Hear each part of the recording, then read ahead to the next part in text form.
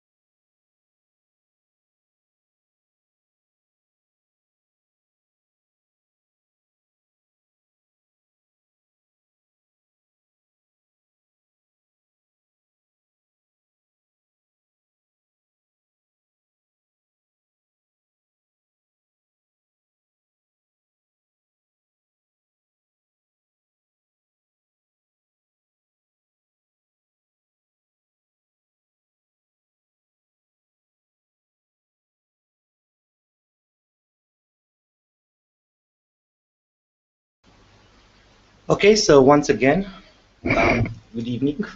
Sorry, good evening, ladies and gentlemen.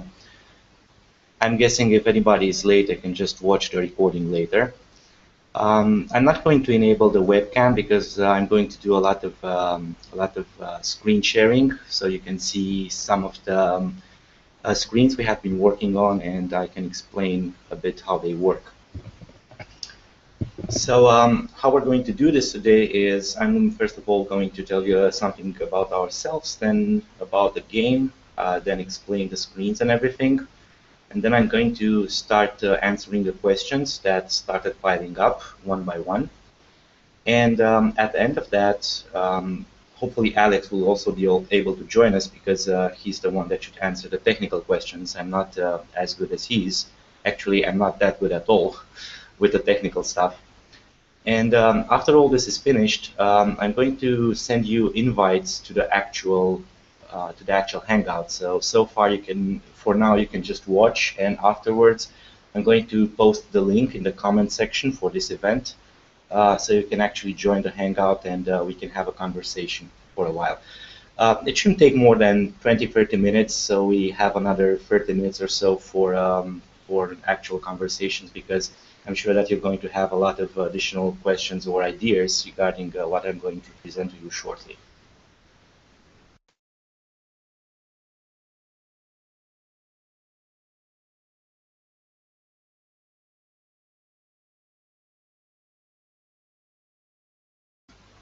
Okay, so as I said, my name is Tudor Roșca.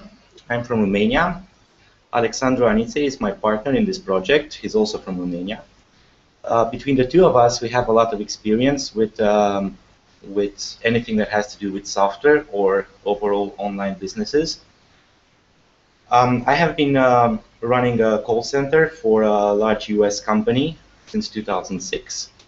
And in addition to that, I have been involved in as a moderator and organizer for several online conferences. especially a technical conference that's been running since 2005, and I'm doing that every year.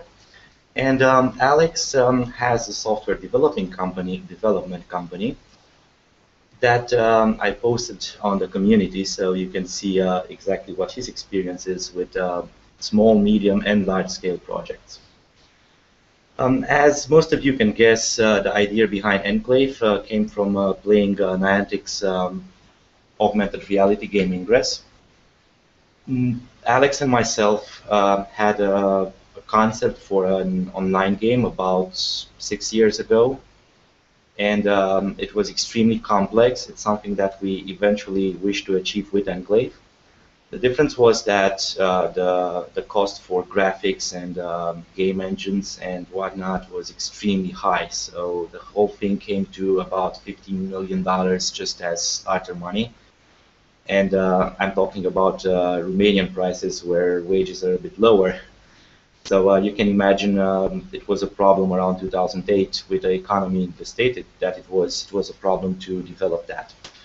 But years passed, and we realized that we can do this as an augmented reality game. We can take the concepts, we can take the strategy aspects, we can take the role-playing game aspects and put them together on a mobile device without investing heavily in all the graphics, because you don't have to build the worlds. Obviously, the world is the real world that you play around. So why Enclave? I guess some of you read some of the storyline so far. I put a pause on the storyline because I've written a bit. I've written a few more pages of it, but I don't want to post them yet. I'll do it day by day when we come closer to the release of the alpha client, so that the actual release matches the events in the storyline. But this, because there is the short version of the storyline on the website, I'm guessing you already realized how things are going to go, at least overall. So back to the game. Obviously, from now on, a lot of people are going to say that it's either that Enclave is either a clone of Ingress or that we're copying it or whatnot. I'd say that that's not true. It would be as saying that one shooter is a copy of another shooter, because you can see the gun in the character's hands in both games. So besides the fact that you play the game in pretty much the same way, when it comes to movement and when it comes to the interface, in my opinion, the similarities end there. We opted to do the same thing that Niantic is doing with portals for enclaves, mostly for technical reasons. It's one thing to have fixed positions on the map where you can have the combat, and it's quite another thing to have the option to build structures anywhere you want and to actually destroy the structures. It would have been much more difficult. It would have been. So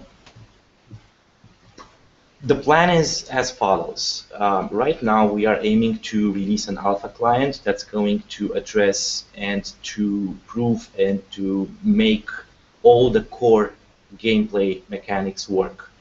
So we don't know yet exactly what numbers we need to have for damage, what numbers we need to have for things like shield points or structure points or things like that. We did a bit of math, but as you know, these things can only be properly found out through testing, and the values have to be adjusted once a lot of feedback comes back from the testers.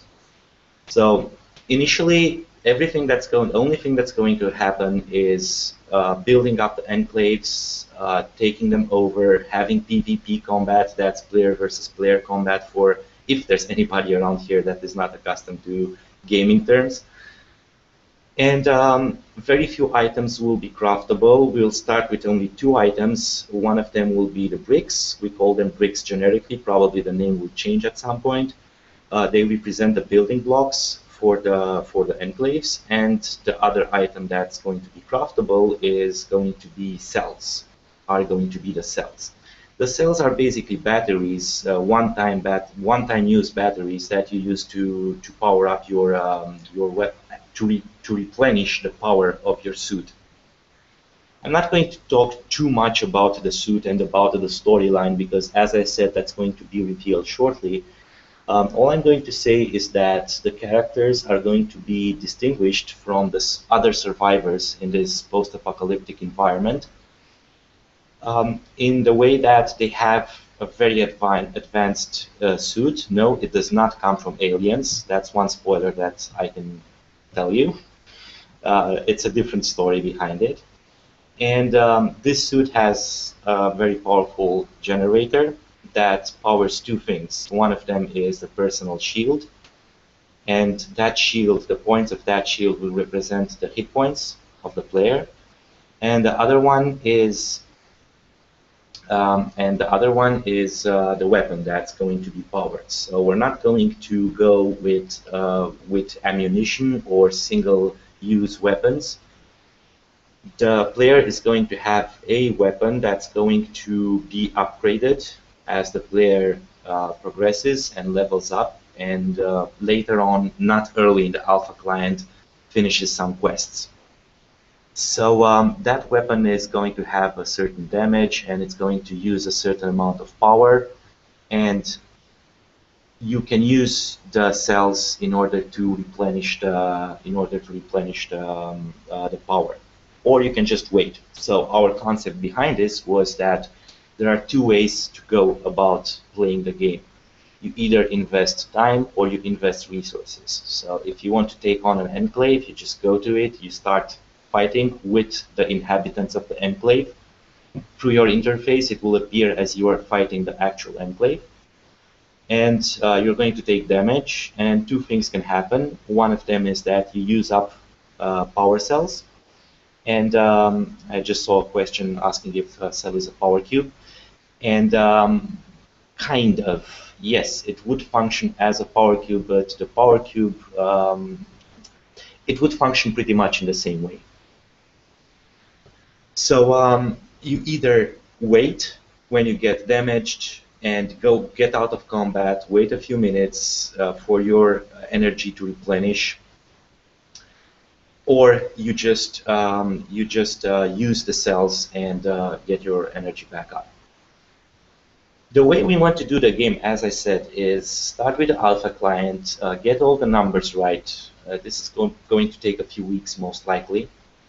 Thankfully, because we have a large community around here in town, that's going to help a lot with large-scale combats and things that we can test out, like low-level players against high-level enclaves, player versus player, low-level players defending their own enclave or taking on an enemy enclave, 10, 15 players on each side, all at the same time in the same combat and situations like this. So that's once we do this, we're going to start adding new features to the game. You see the original features that we have in mind for the alpha client on the website. Again, the game will not start with all those features. We'll just build them up. As we get something right, we can then add something more. We're not going to add a new function to the game until the previous functions have been worked out. After we do this, the plan is to most likely accept donations, but they will not be blind donations. There will be goals, specific goals. So let's say we have a feature in mind to, I don't want to say too much and give too many details about what we plan, but I think this is a detail that I can give.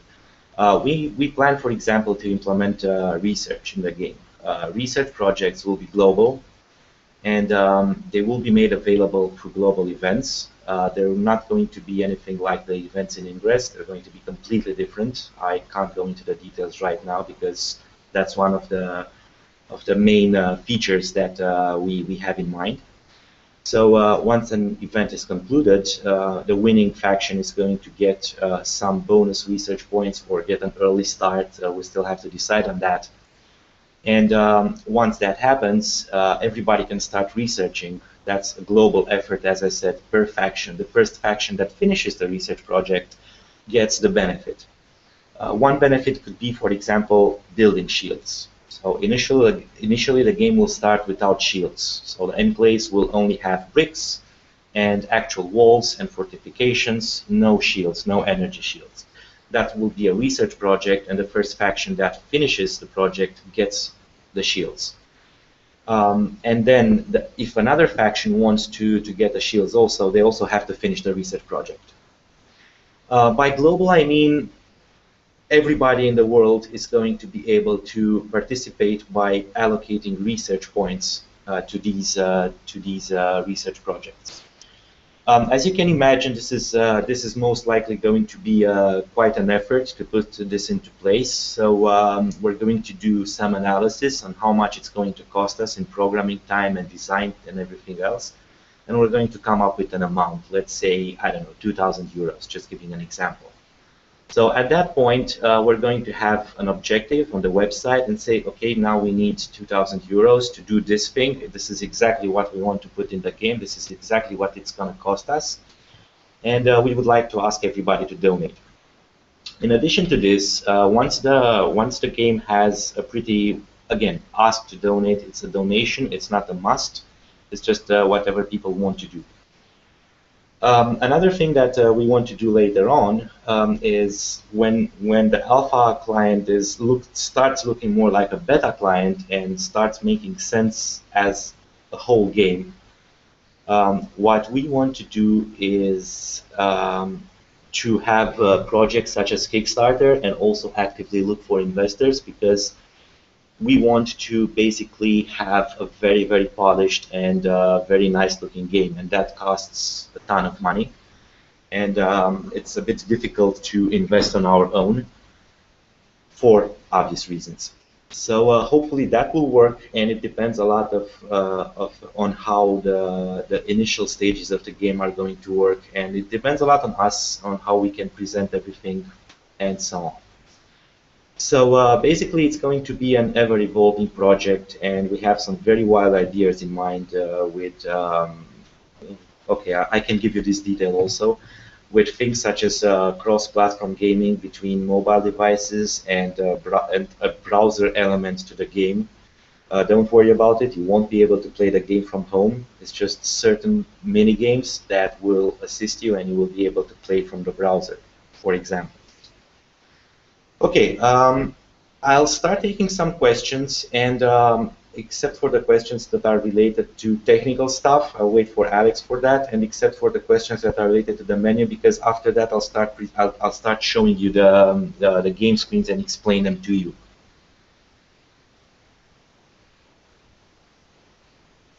So. It's the first time it's also the first time for me I use this on-air Hangouts, so bear with me for a few seconds if I try to figure out some things here and there. So for this question here, basically we have around 350. I don't have the exact number in front of me right now, but there are around 350 applications for alpha right now. Our initial estimate is that about the first 1,000 people or so will go into alpha without any problem, and afterwards we'll start looking at the server loads and everything else, and start handing out the alpha keys a bit more carefully, so that we don't create a bad experience for everybody else. There's another question in Romanian here. The alpha test is scheduled to start on the 15th of June, so that's about a month from now. Obviously, there might be some slight delays, but so far we've been on track with everything except for the Enclave submission system that we had to postpone because a lot of work is going into the actual game right now. It's the most difficult time where we're matching the server with the client and everything. And again, I won't go too far into details with this. I'll let Alex give you the details when he comes around. Regarding APIs, yes, we are going to have. There have been some conversations on the community, and yes, we are going to have as much of the game open as possible. Certain things obviously will not be open because they will have to do with communication between the client and the server, and those things will be fixed and hopefully pretty well secured.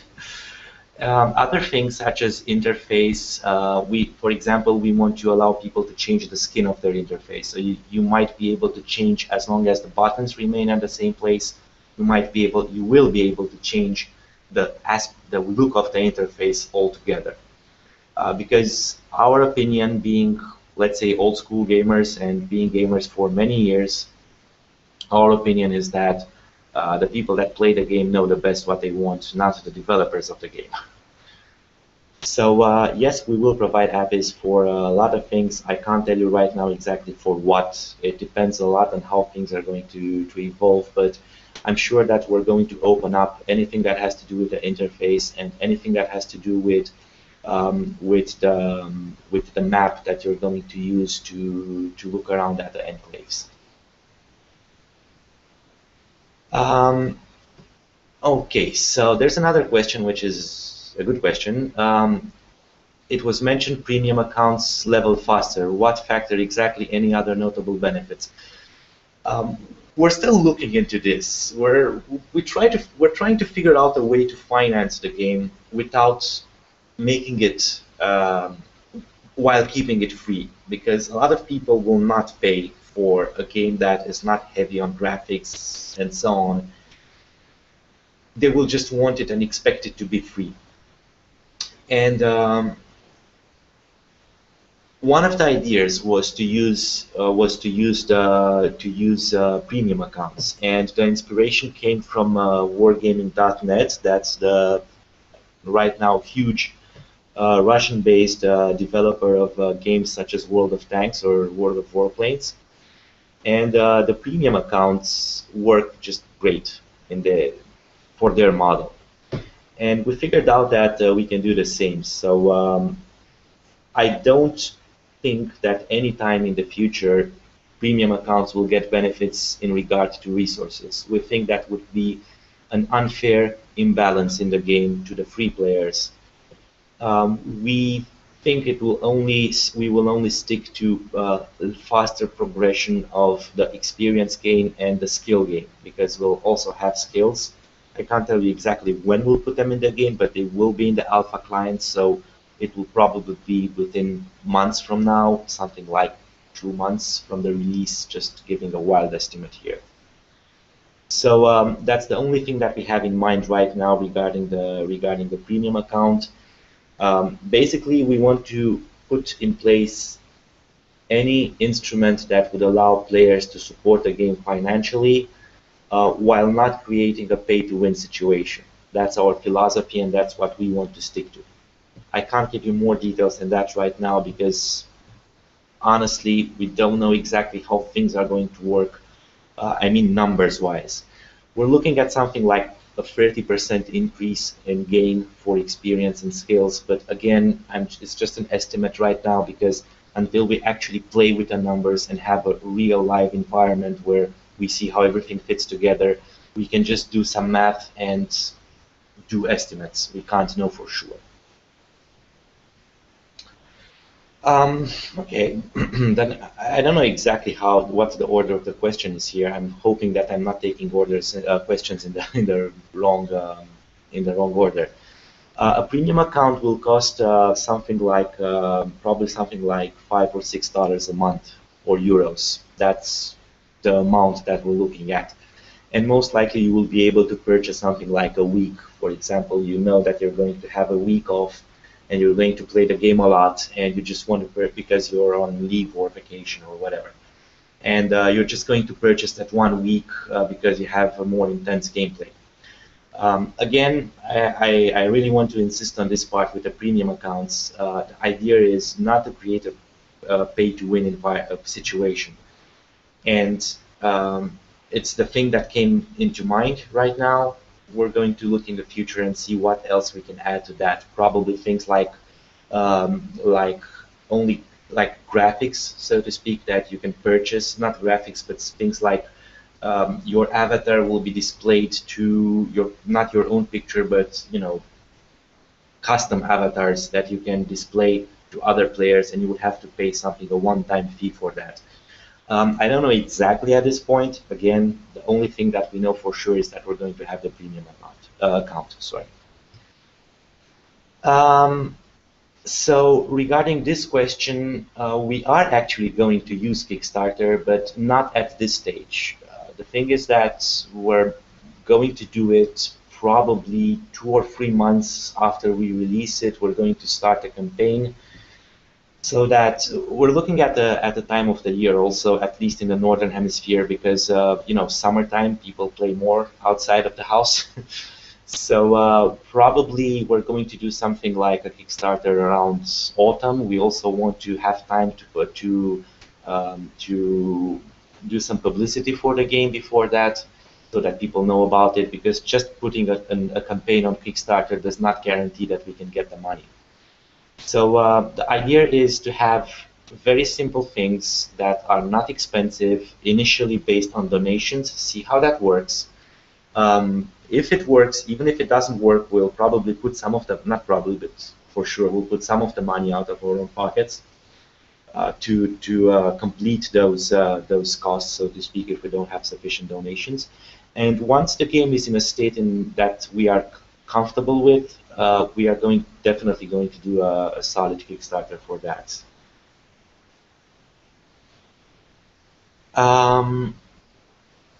Okay, I'm going to take another question.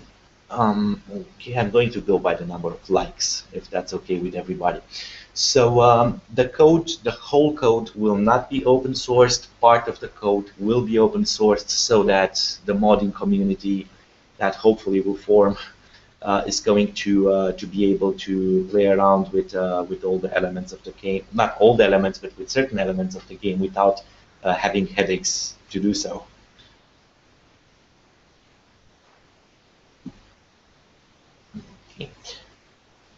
Okay, so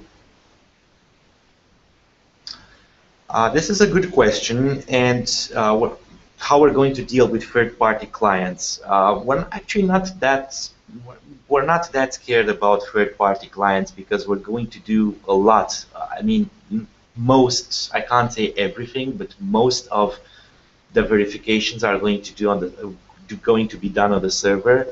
Definitely all the important ones that have to do with cheating and everything else. So that's going to be done on the server for sure. And even if you have a third-party client, as long as the moment that client has an abnormal behavior, it's immediately going to be banned. I mean, I think everybody here, if not at least most of you here, are Ingress players, and you know how wild cheating can go. And definitely all of you are gamers in this room right now, and you know how wild cheating can go in any games. So we have some experience with that, and we definitely have ways to prevent it. I can't say we will prevent it 100%. That would be a lie. What I can say is that the moment a new method that we didn't imagine is going to come up, we're definitely going to put all the resources into figuring out what the method is, what the exploit is, and how to get rid of that exploit. Okay, there's another question. Please give me a second to read it.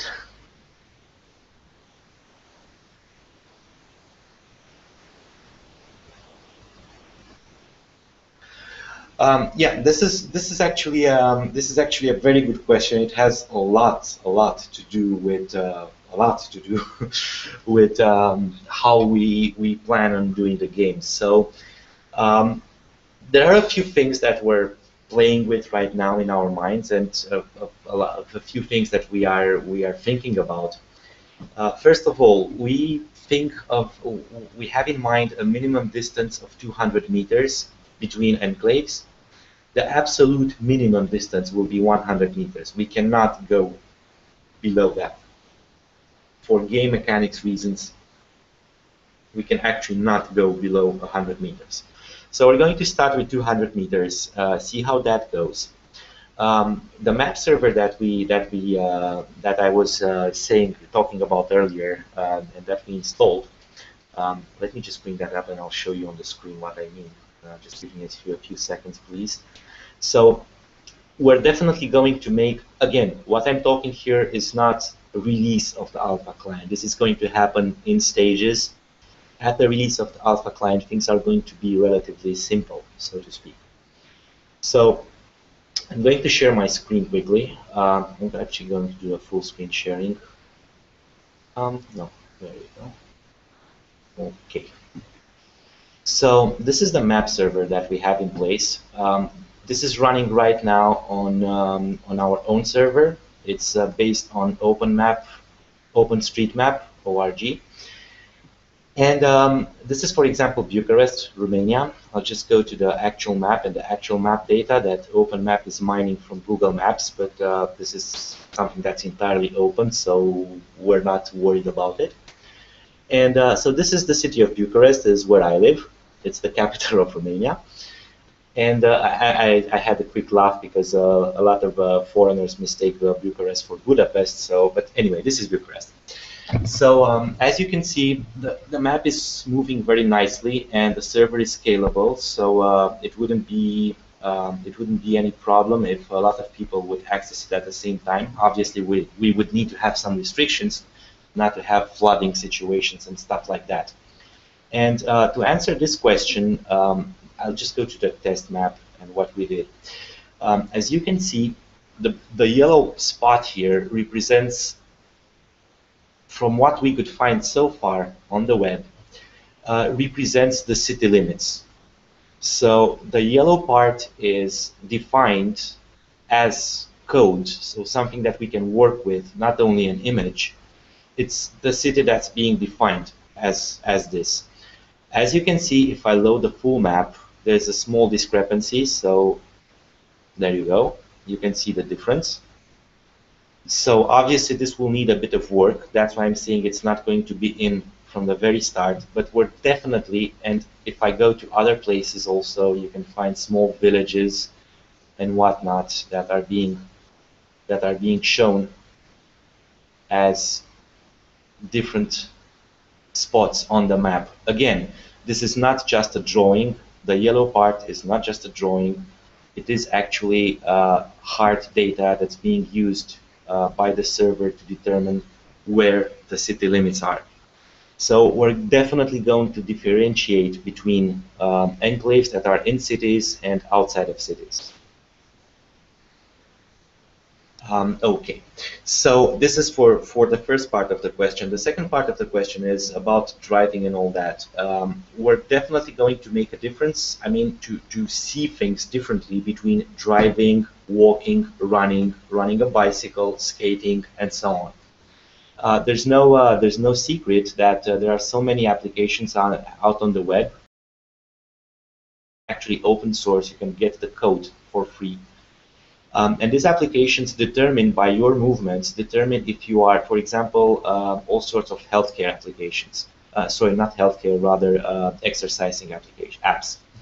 So you just install it on your mobile and you start workout. And you go out in the park or on the street and you start walking or you start running. And at the end of the whole exercise, the app will tell you how many miles or kilometers you ran or you walked or you used the bicycle, so on and so forth. They're doing this by using algorithms based on the accelerometers, movement speed, and so on and so forth. So the app can actually determine what you're doing based on a lot of data that it's getting from your mobile device. So we're going to definitely make a huge distinction between somebody that's moving in a car or somebody that is walking in the park. And whoever is walking in the park is definitely going to get some benefits. One of the benefits that we thought about relates to how scrap is going to be acquired. Except for combat, through NPC like camps, like from destroying camps and getting scrap, or from acquiring it from the enclaves that are going to produce it, or stealing it from enemy enclaves. You're also going to gather scrap by just moving around the map, because the idea is that you are moving around the world and you find all sorts of scrap. The faster you move in a car, for example, you find less usable items on the ground to pick up. the slower you move, for example, you walk, you find more. So let's say, again, the numbers are just examples. They have nothing to do with the actual game right now. It's just an example. So let's say that if you drive a kilometer, you're going to gather 5 units of scrap. If you're going to walk that kilometer or to run that kilometer, you're going to gather 20 units of scrap. But again, this will not be in the game from the very beginning. I hope, Frank, I hope that your question was mostly answered. If not, we'll do it at the end with when I give you the invite for the Hangout, so you can also talk and we can have a chat. There's another question. How many of the devs have played Ingress? I have been playing Ingress heavily over the last year, up until 2 months ago, year and a half actually, since January last year. Alex has been playing Ingress for a while, but only like he went to level 3 or something like that, and he was immediately put off by a lot of things that have to do with that game. Also the whole concept and the whole thing, we envisioned everything went this way. We came with the idea, and then we had a meeting with about 35, I think there were, Ingress players from Bucharest, and we explained the concept, and then about 6 of them were very interested in giving feedback, and they spent quite a few hours to give us a lot of feedback on how they think that we should do things. I'm going to go back to the questions a bit later. What I want to do now is to present the screens to you. That's okay. Because I want to explain the game a bit. I'm sure that some people will not wait until the end of the Hangout, so I want to show them the screens right now. So full screen. And there we go. So I will start with let's say initial screen. The map is in dark colors. Ignore it. It's going to be in bright colors. We were just toying around. This is actually Google Map that we just put on top of the design. I mean, beneath the design, and then swapped the colors. So the map is going to. It's not going to look like this. It's only going to be streets without any names, and have a bright color scheme. So this is, again, this is just, I just didn't bother to start doing modifying everything for this presentation, because you can understand it easily from the pictures here. So this is pretty much self-explanatory. The chat is going to be split into several categories. So you're going to have obviously a general chat. You're going to have a faction chat. And you're going to have a notification bar. The notification bar that's put inside the chat window is only going to show you notifications. So whenever somebody attacks something, whenever there's an epic fight somewhere, if, let's say 20 people gather up at an enclave and they start fighting, that fight will be announced all around repeatedly so that more people can go there if they wish to. It's going to be, combat is going to be extremely different than it is in Ingress, and I'll explain in a moment why that's the case. And also, it's going to be different than it was actually, because that game closed in Shadow Cities, which was the iOS game that most people think Ingress was based upon. So the interface is pretty clear. Once you press the pass button here, the pass interface will open. I will show you that next. It's basically it works like a character or inventory, and so on and so forth. You have the XP bar. This most likely in the future we're going to hide this and we'll only make it appear when you tap it, when you tap this portion of the screen. But for now we're going to keep it because people will level up, and it's nice to have it here. The energy bar, as you can see, the word energy is being written in a gray color. So whenever the energy bar goes down, the word disappears. Whenever it's full, you can see it. It's going to have a pretty nice effect, actually. And the energy bar, as I said, it's going to depend on the level, on your character's level. And it's also going to depend on. Actually, let me correct something. It's not the character level, but it's actually the development level of your pass. And if you go to the community or to the Enclave Google Plus page, you can find the storyline there and see what pass stands for. Actually your device is going to level up, not your character. Your device is going to get more better at what it's doing, and the more you play the game. But this is just a small detail regarding the storyline. The player level is going to be represented on the left side. We are going to use the logo to do this, the game logo. As you see, we split it a bit in order to make sense of it. So at level 1, you will start with these two portions of the logo colored out in your faction's color. The colors are going to be the primary colors, which are blue, green, and red. And then when you hit level 2, so this is right now this character is level 1, and the orange dot should not be here. Once you hit level 2, this section will color, and once you hit level 3, this section, and at level 9, everything else, the whole logo will be colored.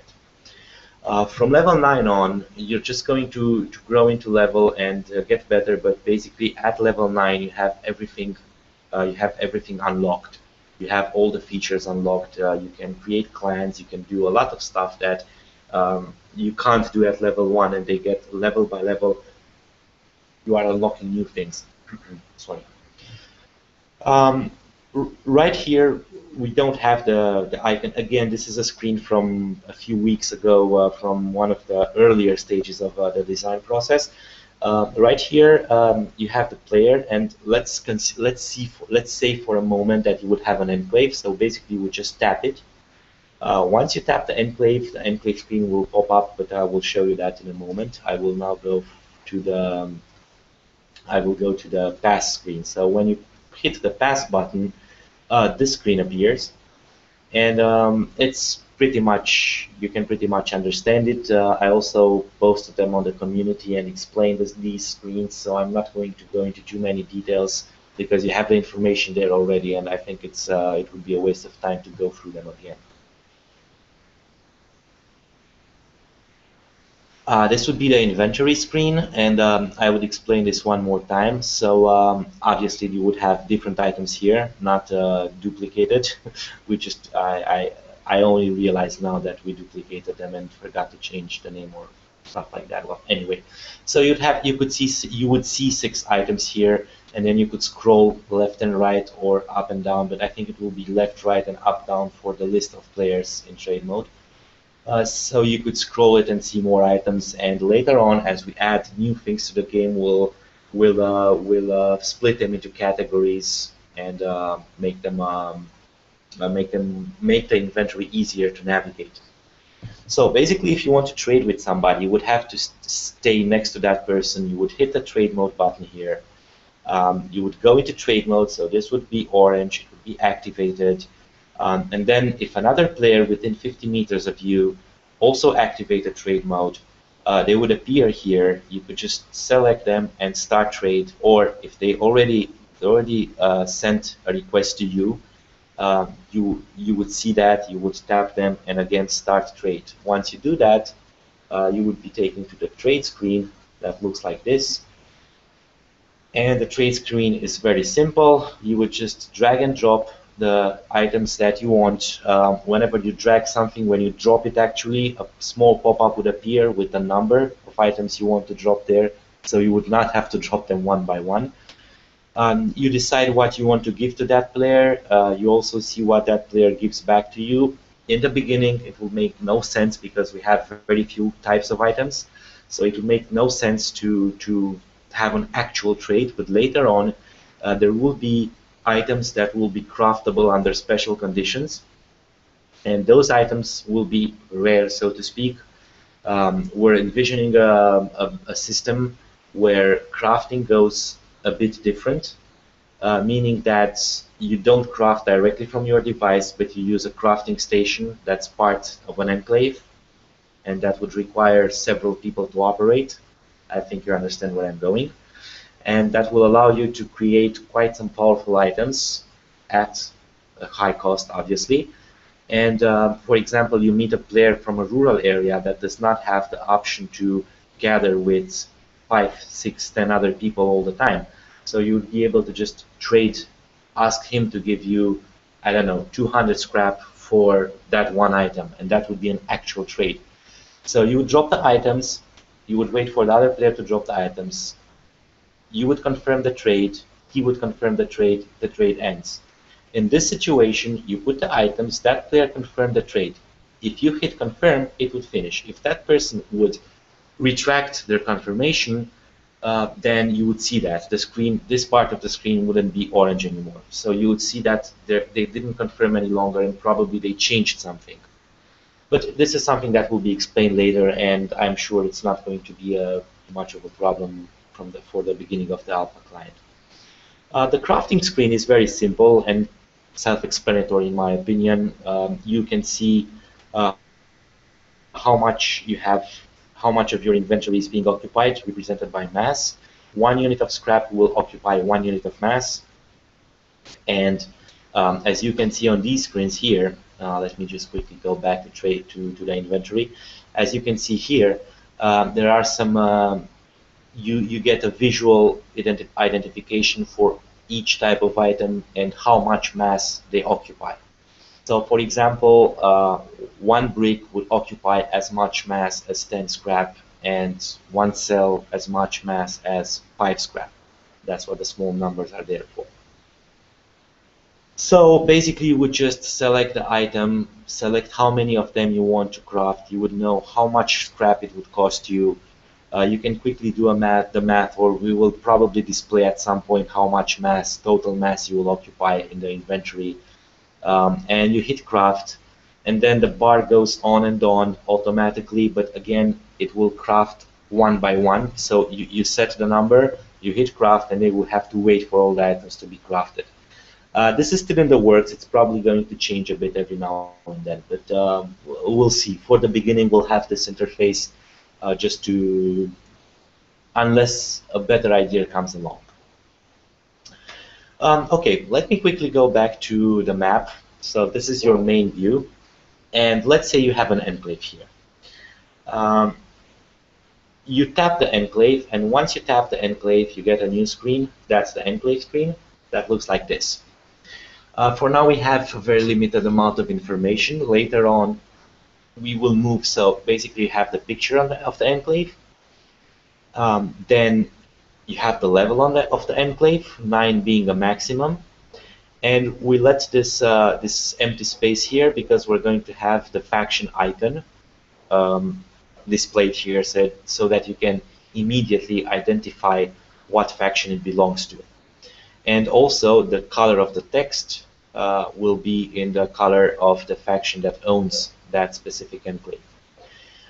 Based on what, if it's a friendly enclave or not, you're going to have the buttons. They're not going to show like this. They're either going to show collect or steal. If it's friendly, it's collect. If it's enemy, it's going to be steal.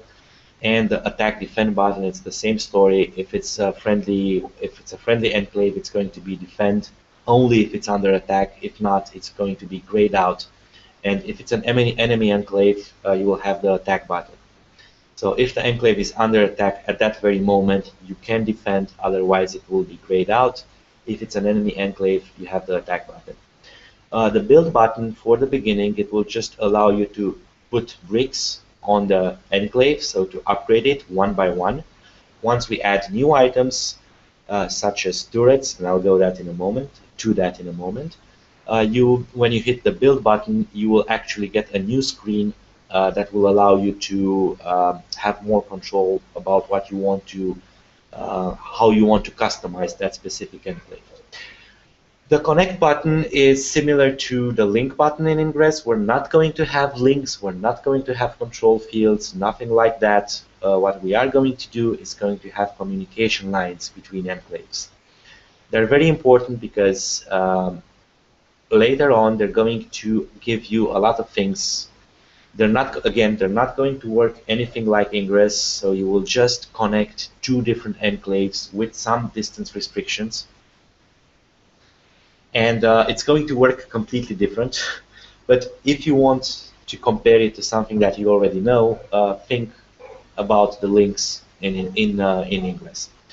So you're going to be able to connect several enclaves at various distances, and once you do that, you will get specific benefits. I won't go into too many details right now, but you will be able to do a lot of things, very interesting things, in my opinion.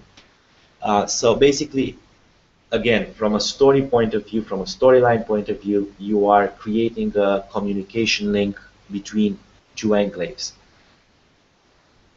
So basically, this is how it looks, the Enclave interface. It's what made sense for us at this point. In the future, we're going to take this part with the text and move it to the left, and get some more room for more text to the right. That's going to give some more information, things such as the range it has, I mean the connection range it has, and other things that are going to be added, and I won't go into right now. Okay, before I go to the combat interface, I'm going to quickly go to I'm quickly going to go to the question here and see if there's anything that I can answer so far. Okay. So this one, street names. Good question, actually. We were thinking about keeping the map as clear as possible, but now that I think about it, it's probably we'll get it as an option. So probably we'll have in settings you will have the option to turn the street names on and off. These are things, again, it's an alpha client that we're going to have. So these are things that are going to be worked out over time, so to speak. But as you can imagine, from a programming point of view, this is going to be extremely simple to do and implement. So most likely, that's a good idea. I'll actually write that down. Yeah, we're going to have an option in settings to turn the street names on and off.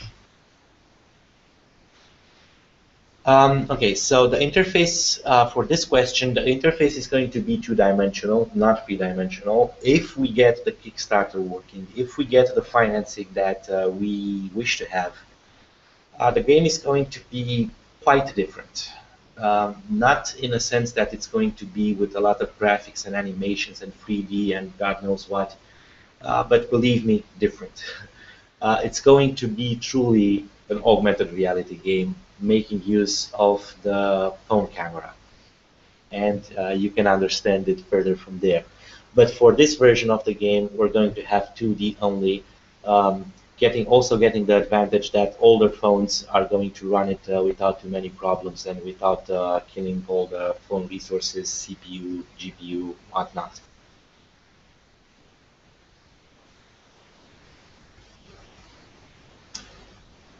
Okay, so yes, for this question it is correct.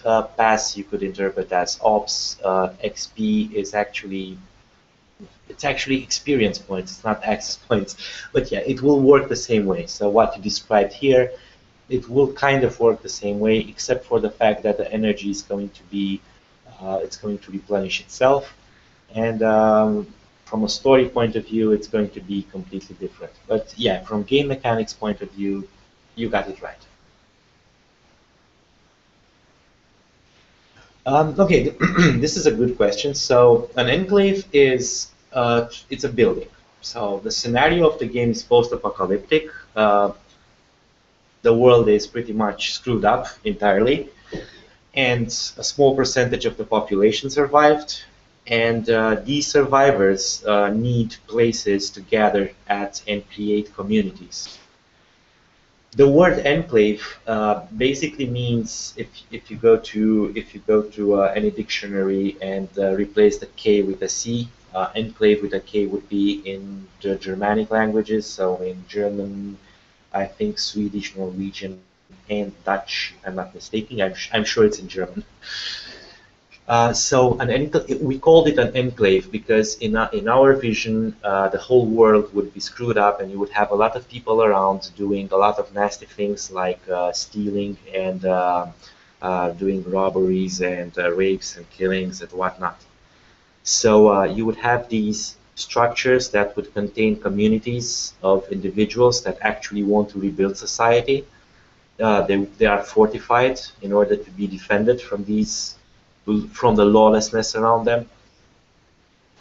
So that's pretty much how we saw it and why we called it Enclave. So Enclave, it's a building, it's a fortress, it's a community of people.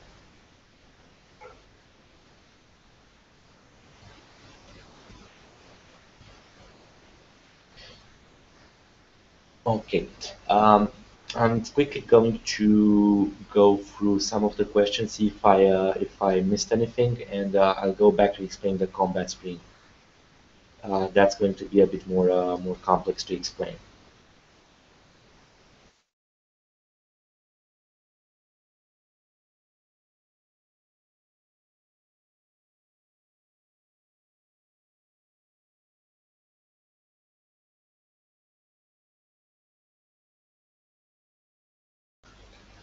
Okay, I got to look at a few questions. So first of all, we have, as I said, we have some very wild ideas, and it will be a pleasure to discuss them after I finish up in a few minutes this whole presentation.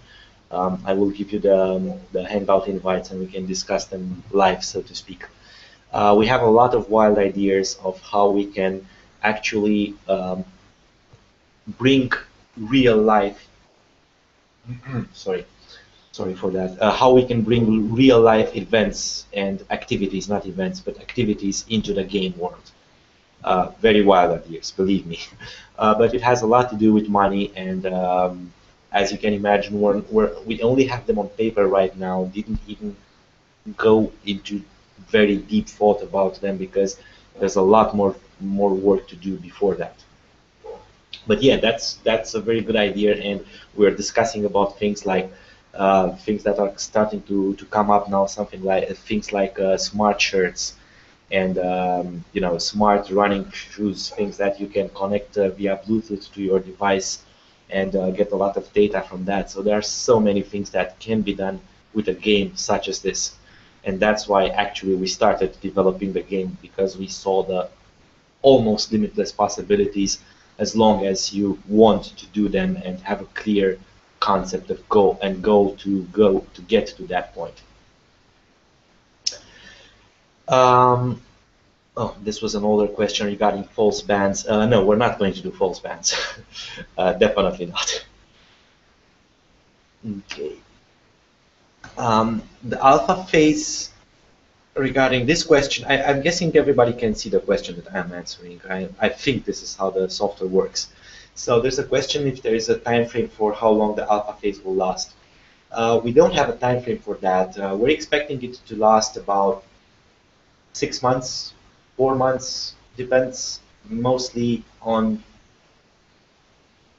the money, basically.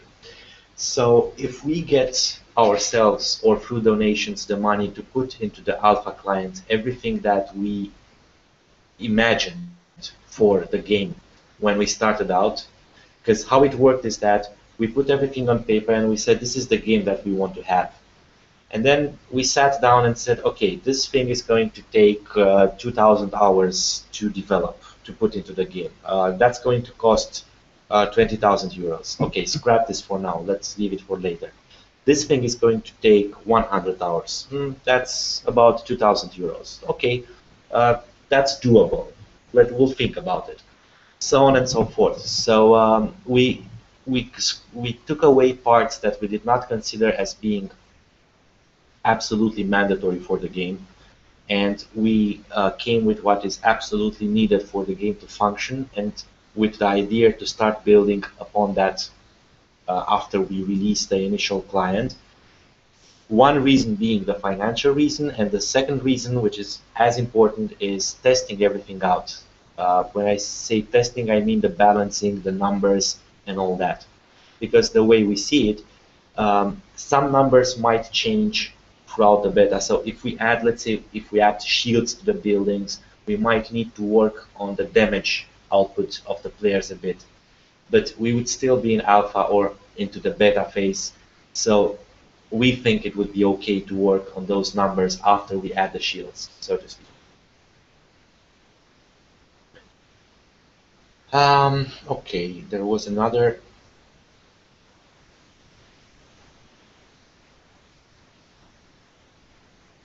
One moment, please. There was another question. There it is that I saw.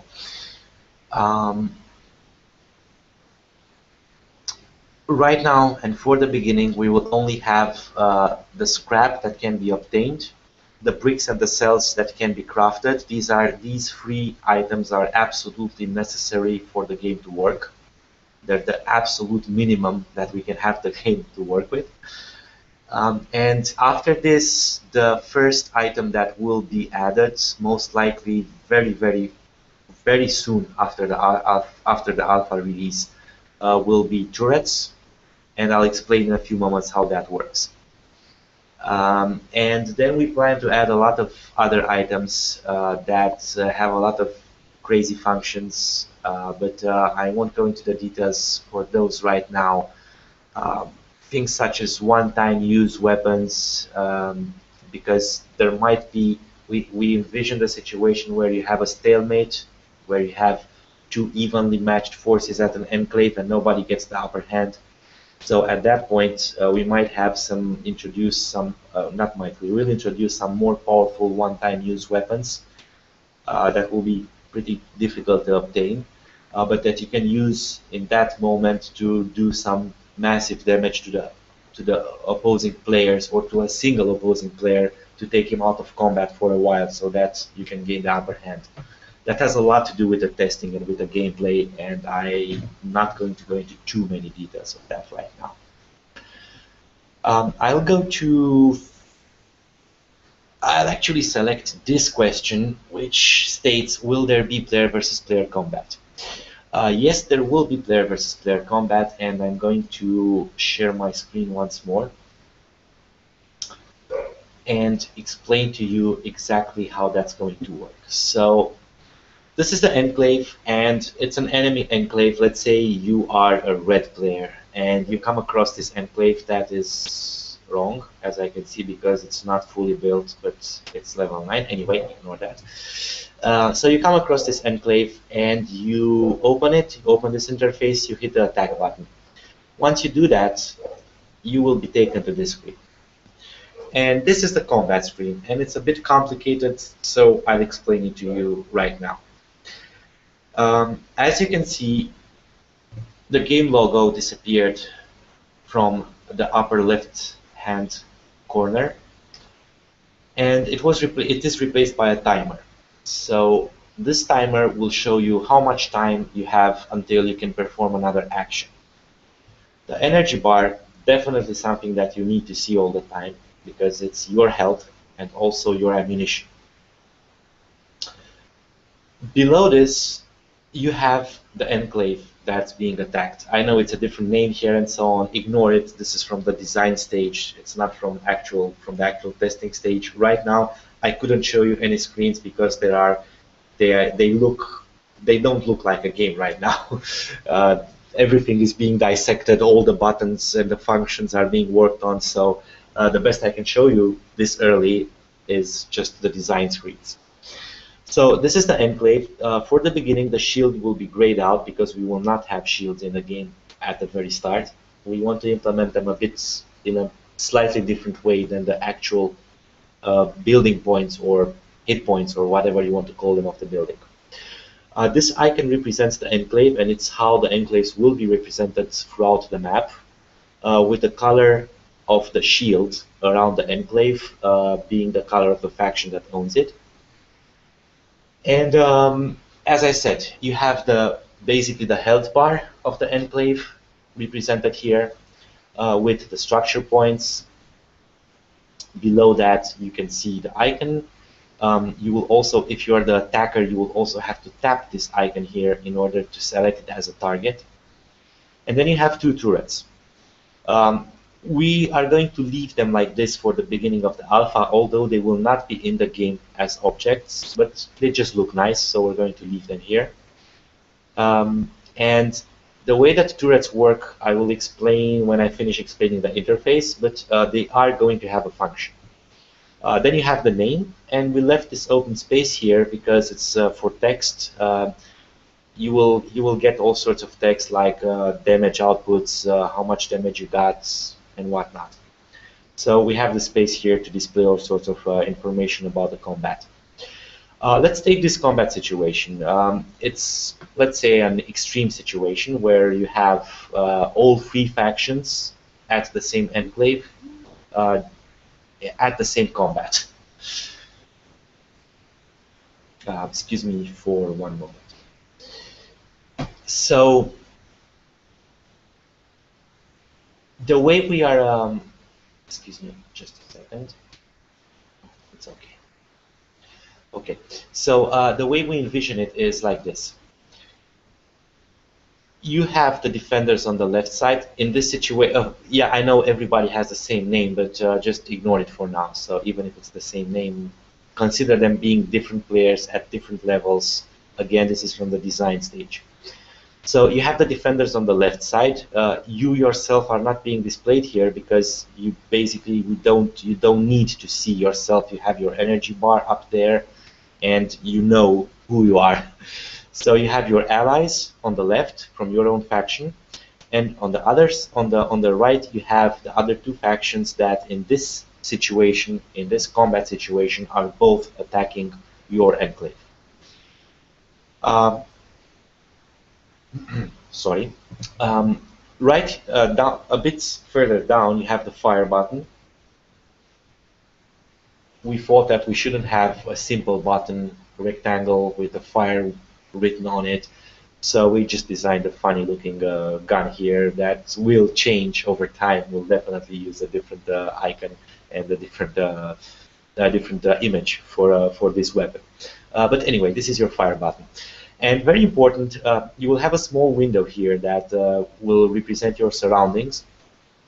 It will be very important for you to know your surroundings, and especially because the way combat works. So in order to attack an enclave, you will have to be within 50 meters of it. And you attack it, you are within, let's say, within the orange circle around the enclave that represents the 50-meter limit. But you want to run away.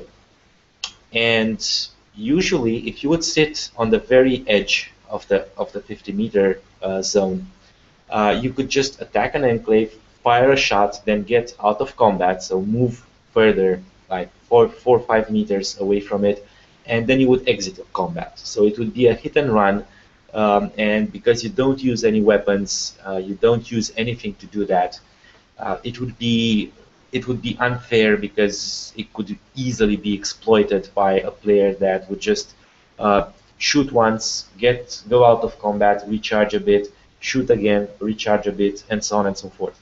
And he would take down the enclave basically as an exploit. So what we did is that we said, no, we're going to double the range for that. So you need to be within 50 meters in order to initiate a combat, but you have to be within 100 meters from the enclave in order to stay into combat. So if you want to run away, you would actually have to run about 50 meters.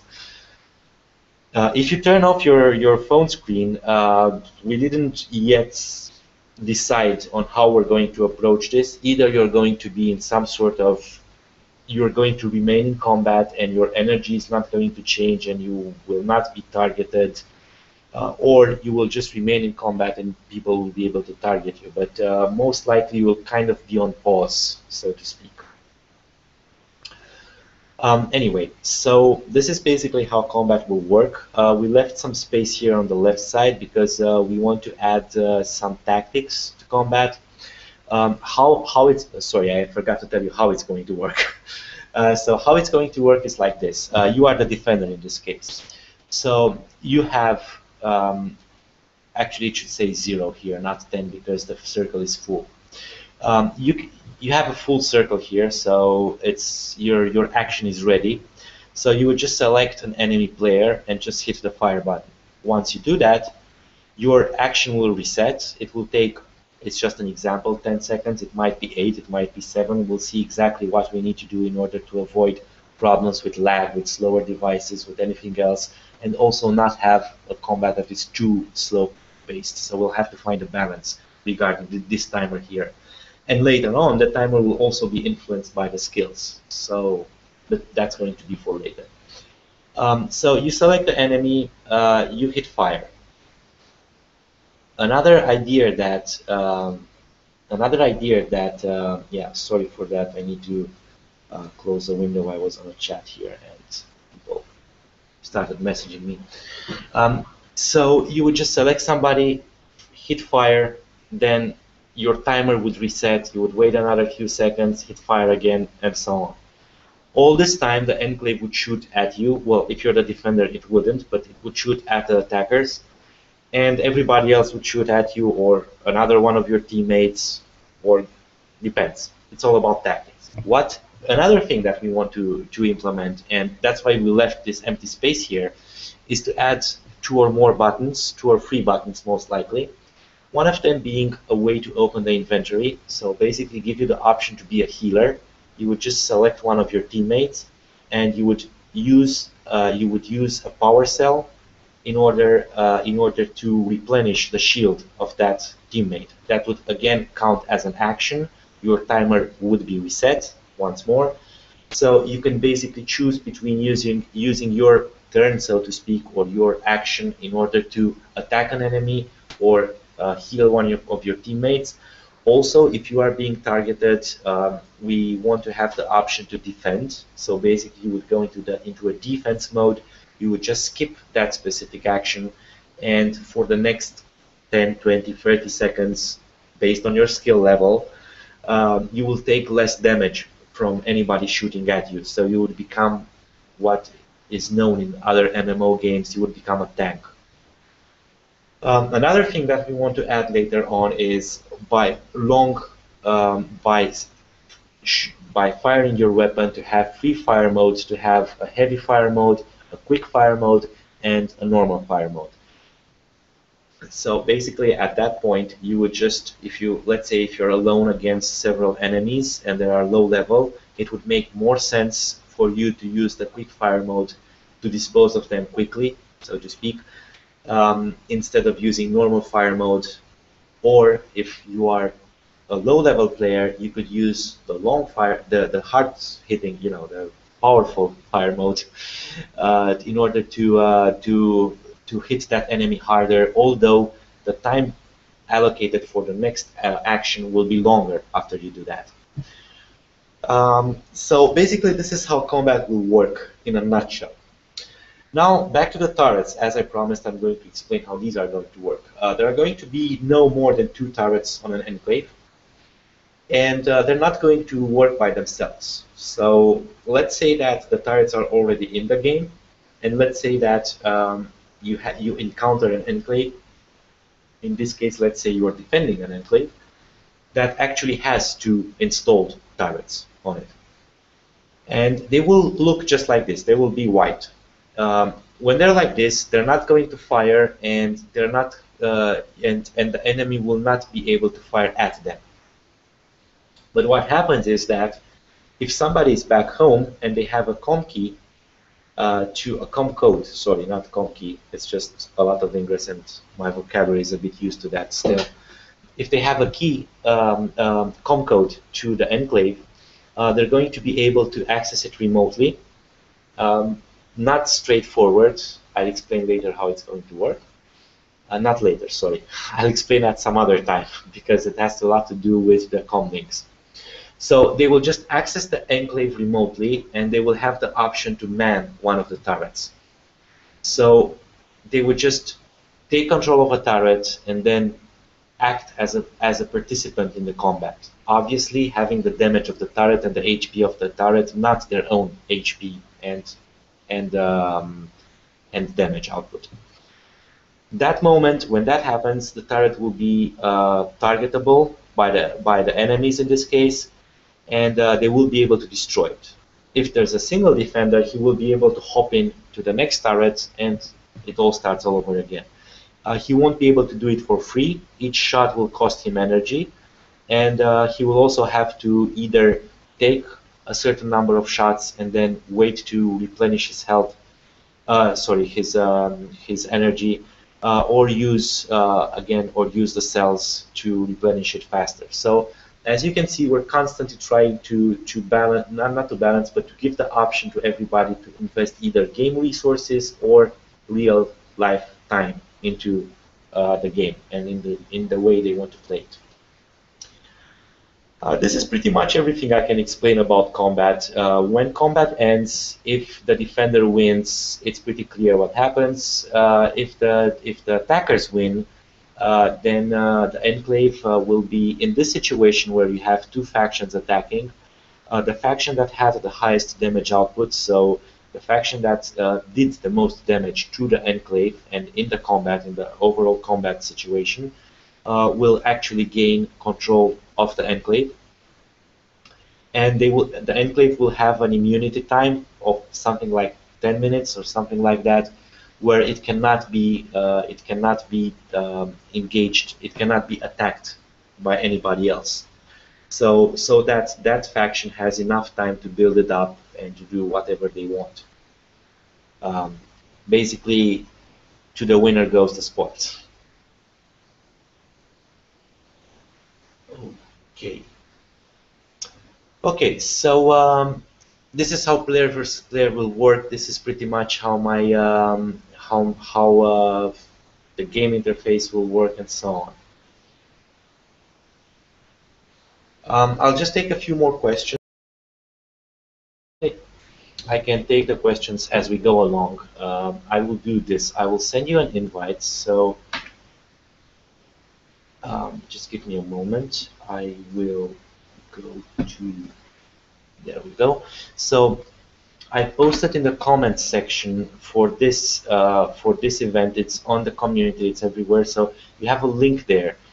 If you go to the link, you can actually join the Hangout and you can use your microphone and all that. If you want to do that, don't forget to turn off your webcam or microphone or so on and so forth before you do it. So I gave you the link. It's in the comments for this Hangout. You can access it, and please keep the microphone off and the webcam off just for a while until I finish answering the questions here, and then we can have a conversation about it. Okay, so I'll start taking some questions. Yes, you can play the same account on your phone and your tablet, but you cannot do it at the same time. The way we want to do a lot of things is not restrict people as much to having. We don't want to create an incentive for players to have multiple accounts.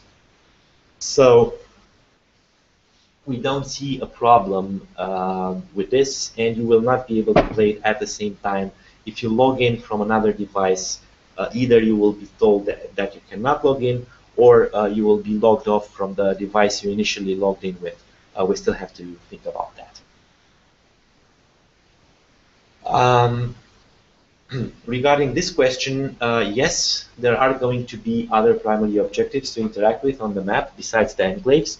One of them is going to be camps, are going to be the camps.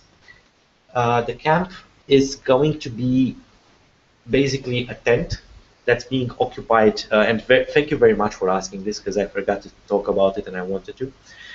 It's basically a tent that's going to be occupied by, I'll just mute you for a moment. Okay, that's going to be occupied by raiders and all sorts of lawless individuals around the game world. So your duty as a protector of the enclaves will be to destroy these camps and to scatter or kill or name it whatever you want these raiders and all sorts of no good doers. So these camps will be basically act the way that NPC characters act in function, not act in other games. And they will pop up randomly around the map and stay alive for no more than 72 hours. So if nobody destroys them, we will consider a certain density of camps per square kilometer. Sorry for that. And let's say, just an example, let's say you have 50 camps inside a square kilometer. They will pop up randomly, and if you destroy 10 of them, an hour later, another 10 will appear randomly at other locations. We'll probably have a rule of the distance between them so that you don't have a situation where 5 camps are on top of each other. You can't have PvP at the camps. There will just be a vehicle for you to obtain resources and experience points. So that's the second type of resource. And if they're not destroyed in 72 hours, they will just disappear and appear. I mean, they will just relocate, appear at a different point within the same square kilometer. So that if one random camp appears in an inaccessible location, it will disappear from that inaccessible location and pop up somewhere else 3 days later. Another building that we're going to have is going to be the home base. The home base is going to be accessible only by you for now. We have some ideas for the future, but I won't go into them. So it's basically a place that will allow you to store items, and also it will allow you to gather resources. But the way it will function, it means that it will not be attractive for people to have enclaves in their backyards, if you know what I mean. So it will be more attractive for you to have to submit enclaves at locations that are not that close to your home, and to use your home base to gather resources at your discretion. And there are two more types of structures that we're going to add later on. One of them is the clan base. That's going to be able to be attacked by other players. The clan base is a structure that will be deployable directly on the map by the player without prior approval by the devs. There will be some restrictions, so it will have to be in accessible places, and we will determine that by forcing it to be on the side of a road, and consider that is an accessible place. But it's, again, that's a bit in the future, not right now, but it's another type of structure. And it will function, again, as a clan base. You will be able to have a common storage where you can put items. Your teammates can take the items from there. You will be able to upgrade certain aspects of that building so that you get combat benefits for your clan alone, only for the members of that clan, and other similar functions. And the last type of structure that we envision is a headquarter, and that's a bit more complicated to explain. It's quite a bit in the future, probably 6 months from now. I don't know. I can only hope. And that's something that's going to be a pretty unique building inside a city. And it's going to require quite a few people to submit it and to make sure that it's going to be an automated process. But it's going to take quite a few people to decide where it's going to be located, and it's going to have a lot of functions that are going to affect the whole faction that owns the headquarter in that specific area. Each faction will be able to have one headquarter for a set distance. You will not be able to have two headquarters closer than something like 50 kilometers from one another of the same faction. But you don't have to worry, because you will be able to access all the elements of the headquarter, even if you are 30 kilometers away from it. So if you live in a suburban area, you just need one trip to the city to get access to that headquarter, and then you can access all its functions, most of its functions, not all of them, remotely from your home. It will but that's something different. It has a lot to do with the research projects. It has a lot to do with the global war, so to speak, between the factions, and it has a lot to do with the meta game, and that's still a bit further down the road. But so far, these are the structures that we're going to have. And even further down the road, we envision having deployable items that can be interacted with on the map. If you want, think bunker or think deployable cannon. I won't say more than that.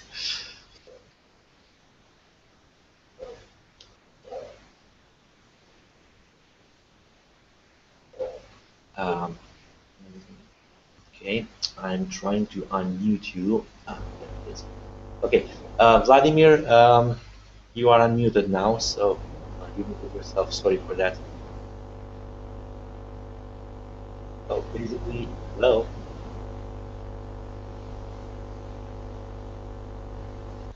Well, I muted you back. You let me know if you want to say anything. Okay, I'll take some more questions. I see there are quite a few here.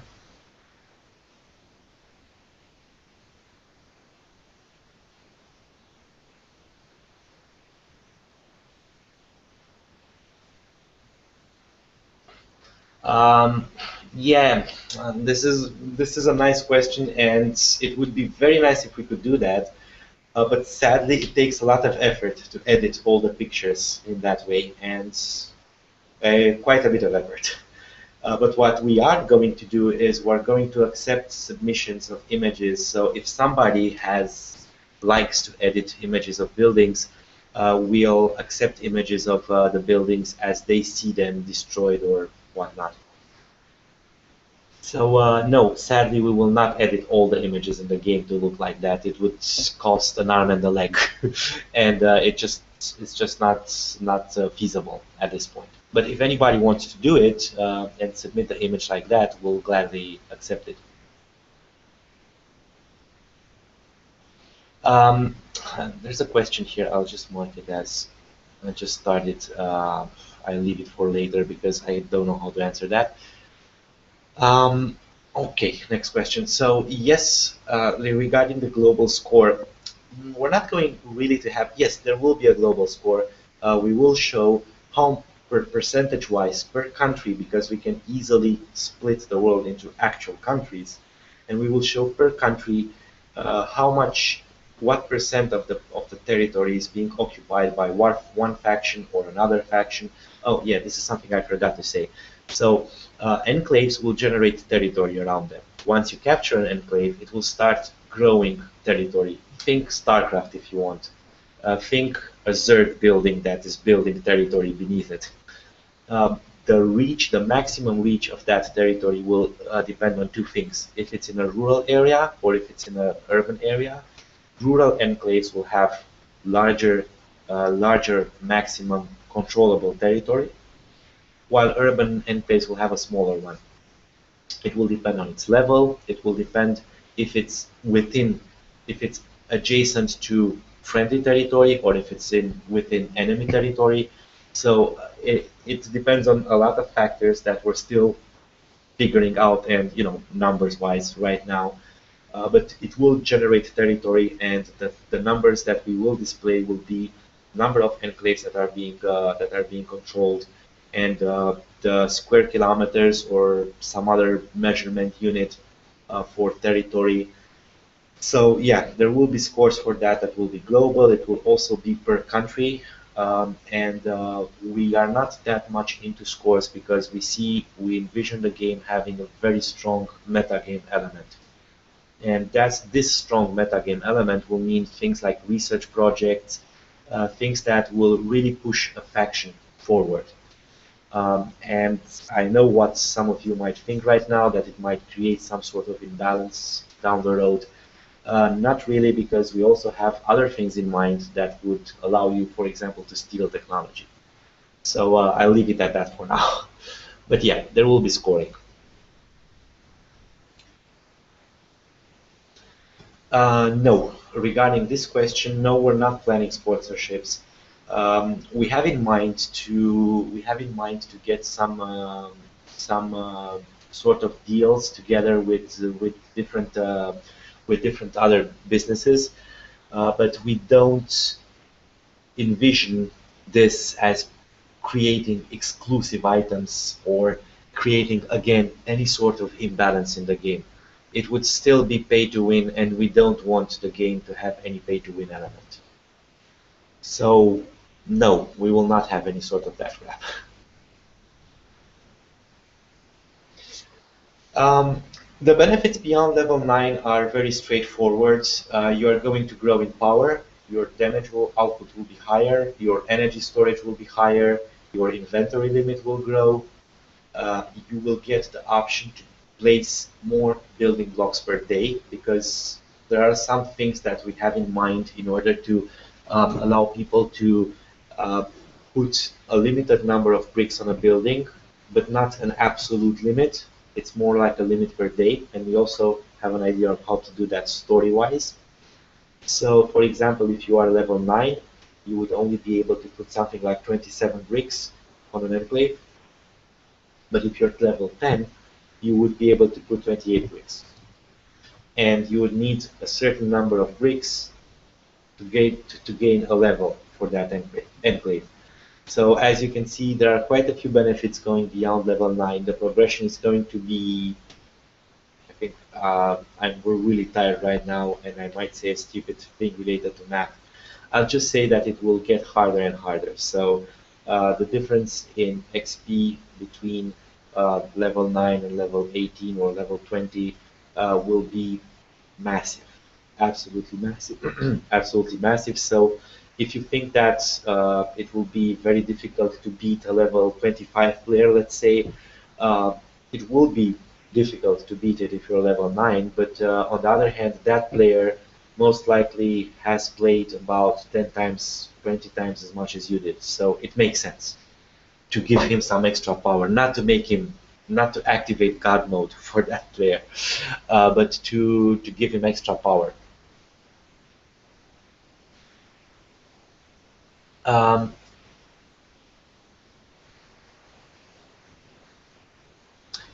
yes, I was hoping for Alex regarding this question with the missing bits. I was hoping for Alex to pop up into this hangout. Sadly, he's a bit busy with work and couldn't do it. So I can't give you a very clear technical answer on that, but I will ask him to answer it on the community tomorrow, or anyway the next few days. I don't know exactly what I can answer you about this. Basically, I can show you again that map app that we have running and explain what I wanted to say earlier when I posted that thing online. So, okay, one moment. Hide from broadcast. There we go. Okay, so as I said, this is the map that we're going with. And what we wanted to do initially was to have the Enclave submission system on the website. We wanted to have it using Google Maps because that would have been free and absolutely no problem. So basically, you would have had a window, and in that window, you would have just tapped, selected the location on the map. So you would have just said, okay, I want, for example, this is a nice monument. This is actually a nice monument in my vicinity. I want this as this one, for example. I want it as an enclave. Okay, no problem. You would have tapped it, uploaded the image with it, put the name, submit. That would have been it. On the back end, we would have had a few problems with that, and we'd have had to move information between databases and do a lot of, not a lot, but do the work twice, so to speak. Sorry for that. Now that we decided to, not decided that, but now that we have the map server in place, we decided not to go with that any longer and to use our own map server, because this way all the information will be directly stored in the game environment. So basically, this is what I was trying to explain when I said that where we are delaying the whole thing with the ESS because we started the map server thing. Again, I don't have the technical background to explain to you exactly how this goes. Alex will do that, and I'll ask him to give you an answer on um, on the community.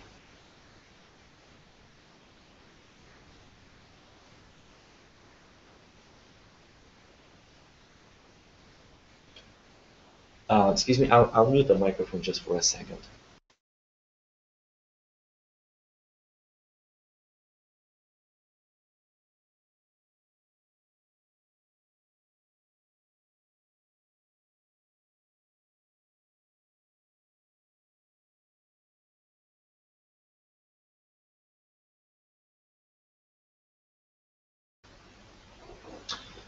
Okay, I took another question. So, access to the alpha test will be the day we release it or the day after that. But most likely around the 15th of June. I can't say exactly, but the target is the 15th of June.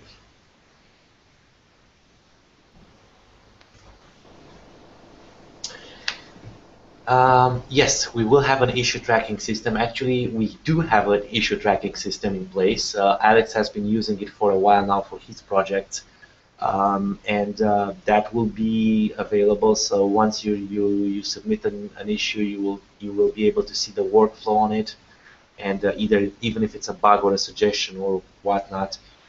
As I said, I have about 8 years of experience in customer support with quite a large volume, and I'm insisting, and you can rest assured that we will have a system in place that will show you exactly what's going on and how it's going on, and how it's going and in what state a bug or a suggestion is at that very moment.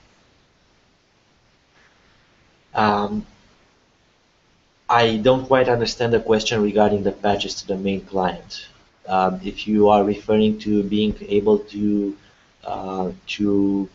use add-ons on the main client, add-ons that you build yourself, if that's the question, then I don't see why that wouldn't be possible. Uh, I don't see why it wouldn't be possible. I know that some things are going to be, yeah, I don't see why it's not possible. But I also think that good ideas will make it into the game pretty fast.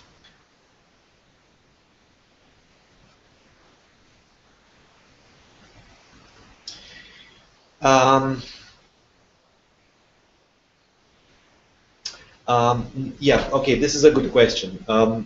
We plan to crowdsourcing feedback. So um, the question being how we are going to figure out all the numbers. Well, for starters, we're going to have some proper hangouts, not like this one here, so like actual conversations with anybody that wants to participate. We did it on air in this case because a lot of people requested to have it recorded, and I didn't find any other convenient way to do it with Hangouts. But no, we don't want anybody in the community to be a lab mouse. So the game so far, the whole, not the concept, but the fine details in the game have been crowdsourced so far at the local level with the local community, and we're definitely going to take this global and further with the rest of the community because it just makes sense.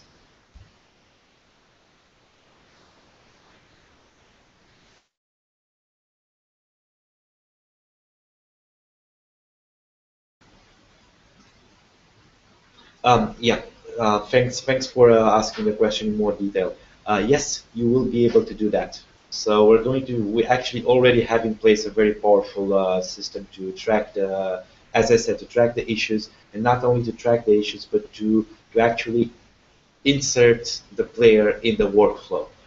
I can't say for sure that this will go on forever, but I mean, if the game gets at a large scale, very large scale, I'm not sure this will be doable. But what I am sure is that what we are going to do for sure is to keep testers, to have people that function as testers as we get new things going, mostly players that are more involved with the game and give them access to internal stuff, while other players that just want to play the game and not really contribute and participate, not have access to that internal stuff. So this will most likely be done by applying as, again, I'm not talking about the beginning of the game. This will be open for everybody for now. I'm talking later and further down the road. So at some point, if we have way too many requests going on and way too much traffic for that system, it's possible, and we are, let's say, already into a released version or into a beta version or late beta, open beta version, for example. At that point, we might, for example, reduce the number of people by having a prior submission as a tester and getting them more involved with the development team directly.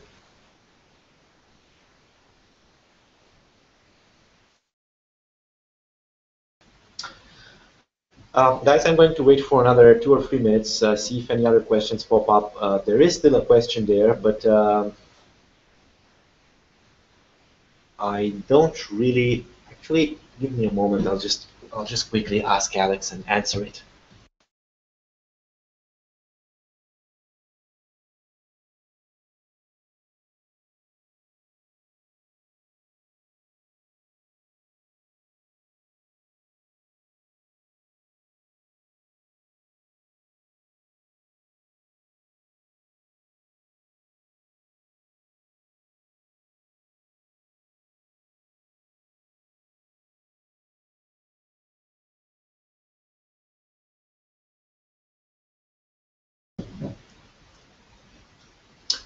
Well, one of the I just took another question regarding the balancing of the game and what's going to happen if there's going to be an imbalance and if we have a system in place to rebalance things.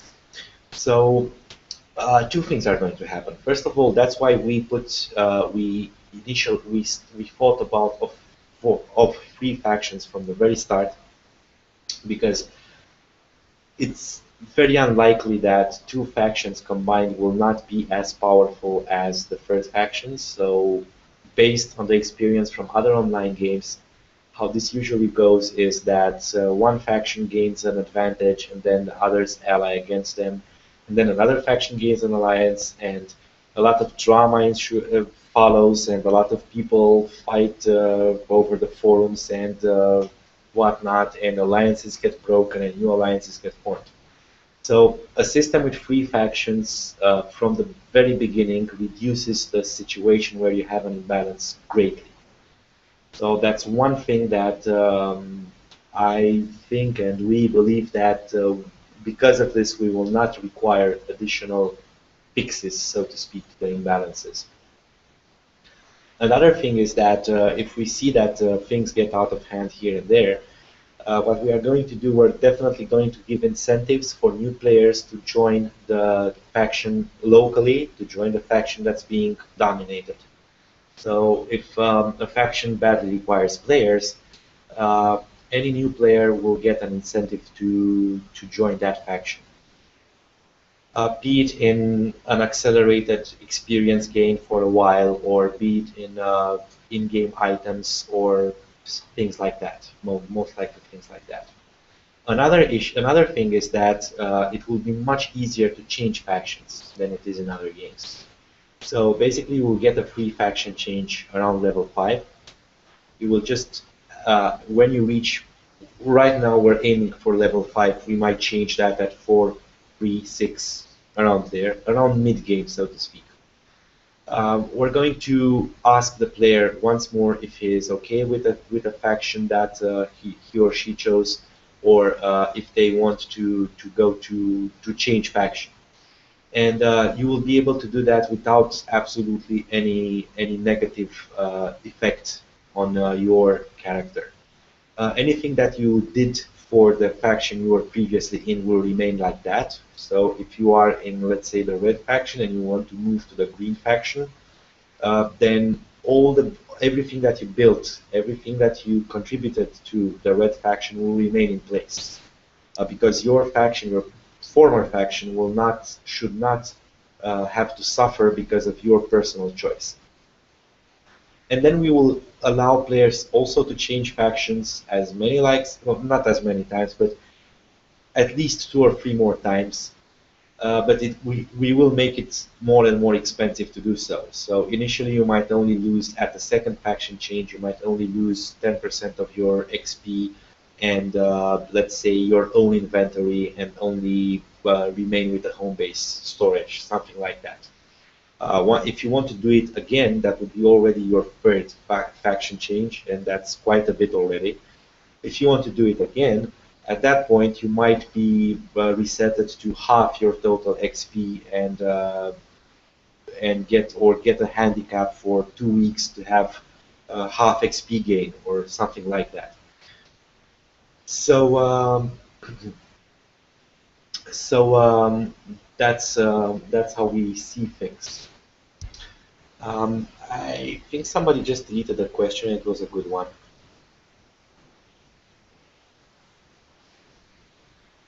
I briefly saw it, so I'll answer it. Although the question, I don't see the question any longer. Is it answered? Is it in spam? No. It disappeared. I don't know. Anyway, I briefly saw the question. Oh, there it is. It appeared again. Anyway, so the question is, what's my thought on a person in each country that would kind of control the submission system? So the idea, for example, okay, actually, we are actually going to do something entirely different about the Enclave submission system. We don't want to, we want to crowdsource it altogether. So what we're going to do is, again, this is not going to happen in the very beginning, but it's going to happen fast. So we're aiming to have this in place before the game starts, before the alpha client starts. At first, it won't be there, but again, we're hoping before the game starts that it will be in place. So the way we want to do it is when you go to the submission system, you have a drop-down menu where you can select the country, and this actually not select the country, but select your location. And in this case, you will have the location something like 50 kilometers around you, or country by country. We still have to decide this. There are benefits and the negative aspects for both reasons. But basically, you will have some way to determine the area that you want to review Enclave submissions for. So you will pull up that list, and it will show you on the map all the Enclave proposals, and you will be able to click them one by one, and or see them in a list, probably both. And you will be able at that point to choose to look at the proposal and give it a thumbs up or a thumbs down. If you give it a thumbs up, that's okay. If you give it a thumbs down, you will have to write a comment. You will have to explain why you downvoted that Enclave. If an Enclave submission has absolutely no thumbs up and no thumbs down, then it will automatically go into the game. If it has thumbs up, only thumbs up, then it will go automatically into the game. If it has thumbs down, at least one, then we will have to manually review it. And we are thinking of a system where it will take 5 or 7 days for submission to go live. If it gets any thumbs down, it will be immediately reviewed by the devs and put it in there or not. We think that this is going to work. We can't guarantee it, but we think that it's going to work. Obviously, we will have to police it a bit. So if we have players that are constantly down voting enclaves just because they don't like them, they'll have to be removed from the system, from the enclave submission system. Or if they do it at an extended level, like I don't know, create 10 accounts and do it from all 10 accounts, like we'll have to keep an eye out for abuses. But in my opinion, it makes more sense for us to oversee this whole approval process than to actually do it ourselves. It requires less resources, and it is more accurate when you have people from the region or country that enclaves are being submitted at voting them themselves and basically being themselves part of the approval process. I just took another question, and yeah, please don't make me say this, but yes, basically, you will be the ones deciding.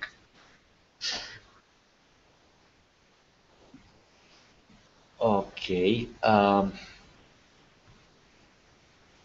Okay, one moment. A few questions popped up. I'll take them the order they appear here. up, down. I don't know if they're the order you submitted them in.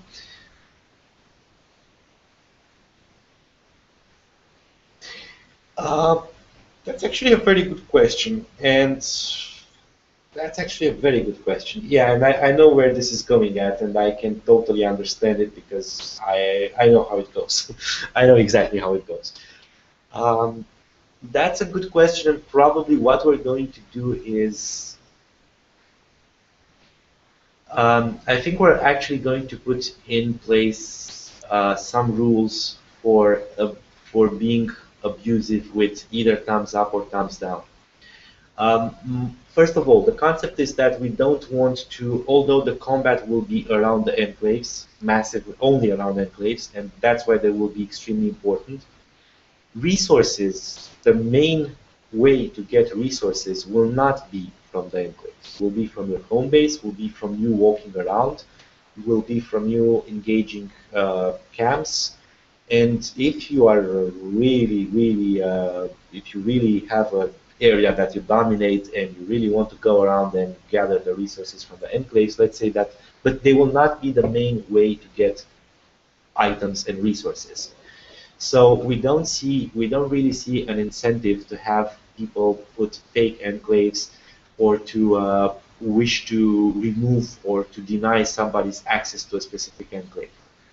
But even so, I can understand the question, and that's a problem that is probably going to pop up.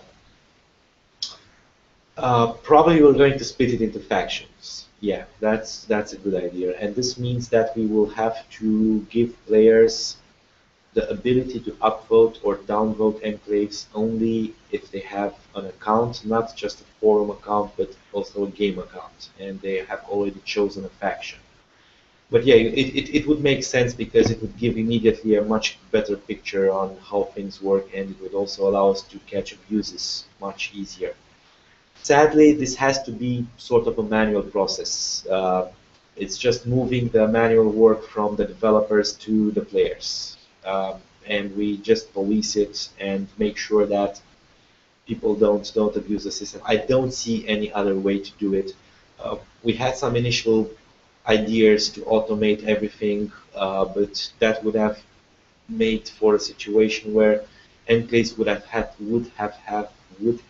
been restricted to roadside locations, and it would be a shame to lose so many options for parks and just in the middle of nowhere. I don't know, let's say an observatory on the top of a mountain. That could be a great enclave, and through the initial system that we considered, it wouldn't have worked out. So yeah, that's a very good question, and that's something that I also have to write down, and we will definitely split it by factions the more I think about it.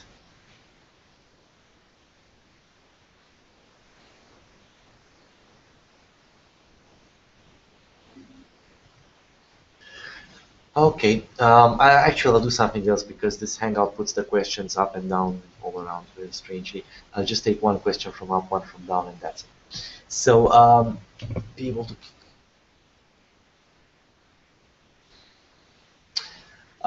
That's a good question, and I don't think that in our experience, this isn't really needed. I mean, first of all, there will be free factions. Secondly, you will have clans, so you'll have the option not to play together with that player.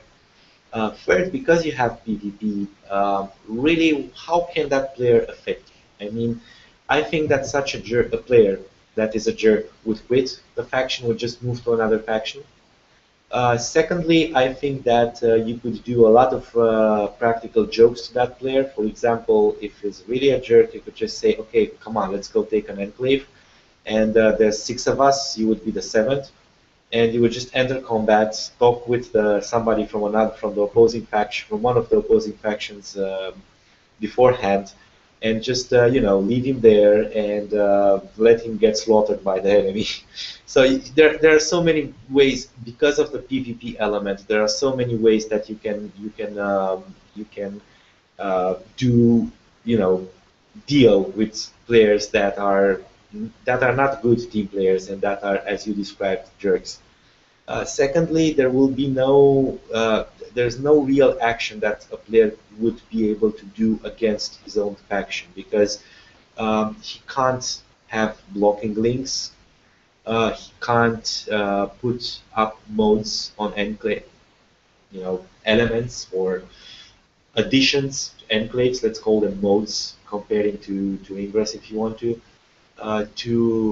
enclaves that would not allow another player to do that because we'll have a system in play. I mean, they would not be able to put link caps, so to speak, because the other players would be able to remove such modes if there are insufficient numbers. So I really don't think that such a system is needed, and I think that it would be more. It could be that some players could be bullied just because I don't see it working well. I don't see it working well with a system to kick people out of a faction. I think they would leave themselves, or you could do a lot of stuff to make them leave, basically. But that's open for discussion. It's just a thought about this.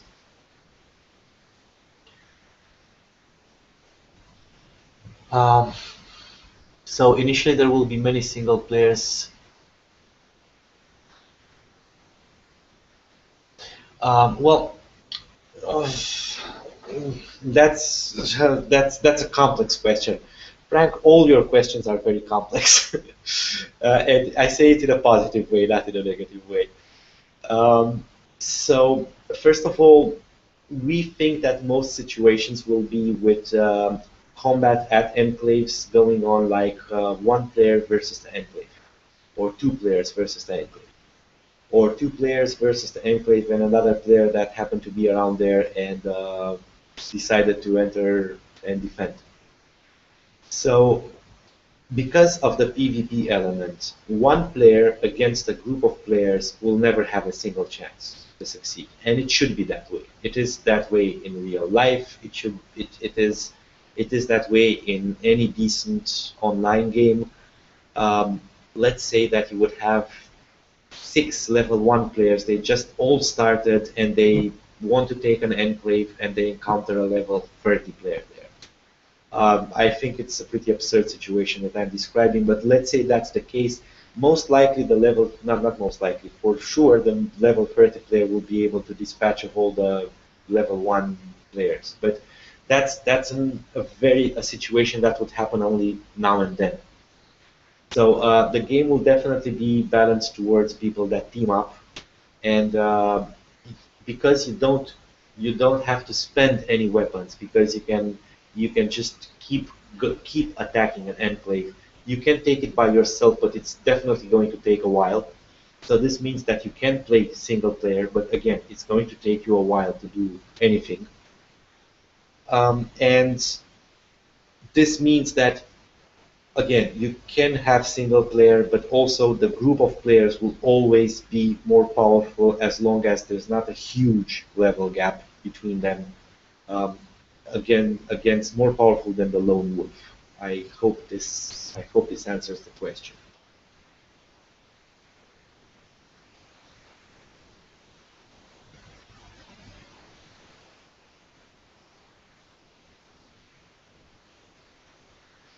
Um,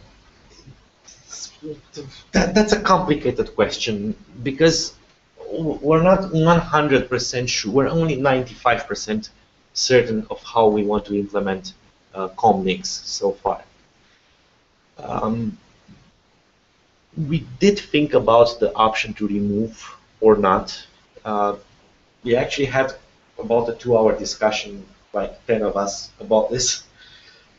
Because links are not going to block each other, they can cross each other. Sorry, it's not a huge problem if it cannot be removed. So this is for one. This is one thing that we are keeping in mind. The second thing that we keep in mind is that we might have an outgoing com limit, so to speak, an outgoing link limit. And if that's the case, we would need to remove. But I know we came to a decision about this. I know I have it written down. Honestly, I don't know where it is right now, but I will, I will answer it probably tomorrow. I just need to get all my notes and from that meeting and find it. I'm sure we came to a decision regarding this, but I can't tell you right now what it was. I think we had a system in place to remove. We thought about a system to remove the links, and it wasn't complicated. And it involved something like people being on both ends of the link in order to remove it, something like that, and then it can be removed, even if it's not the person that initially created the link. So I think that's what it was, but I'll check it up and get back to you later and let you know.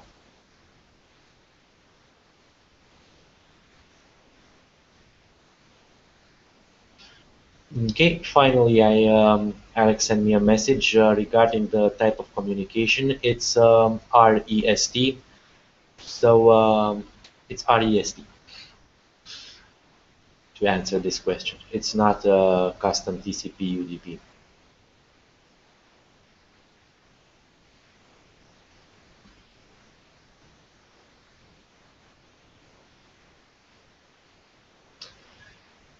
There will be, so I just took this question. There will definitely be a limit to how many links can be established. Most likely, both incoming and outgoing. There will be a limit for both. There will definitely be benefits. The way we envisioned it is that the more connected an enclave is, the more population it attracts. We don't have the population as a resource, so to speak, as a variable in the very beginning of the alpha client. It will be in later on. So the more people you have in an enclave, the better defense is, because the more people can take up arms and shoot against the attackers. And I mean, the way we thought about things. And secondly, I think this is the only benefits, direct benefits. There will be other benefits that will have to do with communications, with interacting with distant enclaves, with even more insane things that we have in mind. But yeah, there will be benefits and there will be a limit, and definitely we'll have something like, okay, so you're living in your basement, a nuclear bomb just fell in your city, and you find out that 200 meters from your home there's like this place where people gather up, and they are protected, and villains don't come around to do something nasty to them. So you go there to an enclave, and everything is fine, but that's not connected. You can't talk to anybody. It's just the people there. Now, if you have a communication link, if you can talk to people from another enclave, it's more attractive for you to be there. So this means that you will be, you will attract an enclave with a comlink will attract more people. That's how we thought about things. But then, if it's connected to 3 enclaves, okay, it attracts even more people. If it's connected to 30, it wouldn't attract any more people, because it's already well connected, and the news, comments, just think actual human society and how things would work out. And it's not that difficult to envision these things, because we had a huge war in Europe 70 years ago. We had situations in recent history where society fell to pieces, basically, and things like this kind of happened. Not to this extent, because thankfully and hopefully we won't have a nuclear war on our hands in the foreseeable future. But basically, just think of how a human society reacts, and what we want to do is to have the game mimic such a human society that went through a massive, basically through an apocalypse.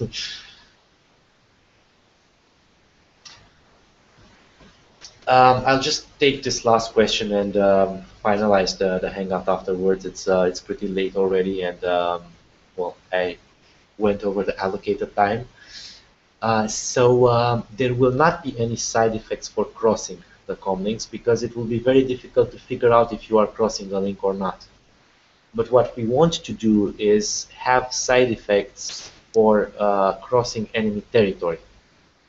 So let's say that you want to create a link from the west side of your city to another city that is to the east of your location. And your eastern half of the city is fully controlled by the enemy. There will be some serious downsides if you're going to do that, because we can just say that the enemy will jam your comm transmission.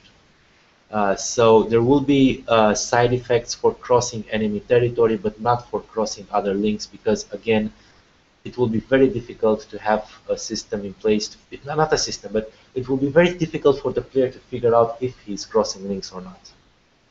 The links will not be a physical object in the game. Will just be a connection between two enclaves, and they will not be visible on the map. They will just be visible when you tap an enclave on the map. You will see everything it connects to. I hope this answers the question.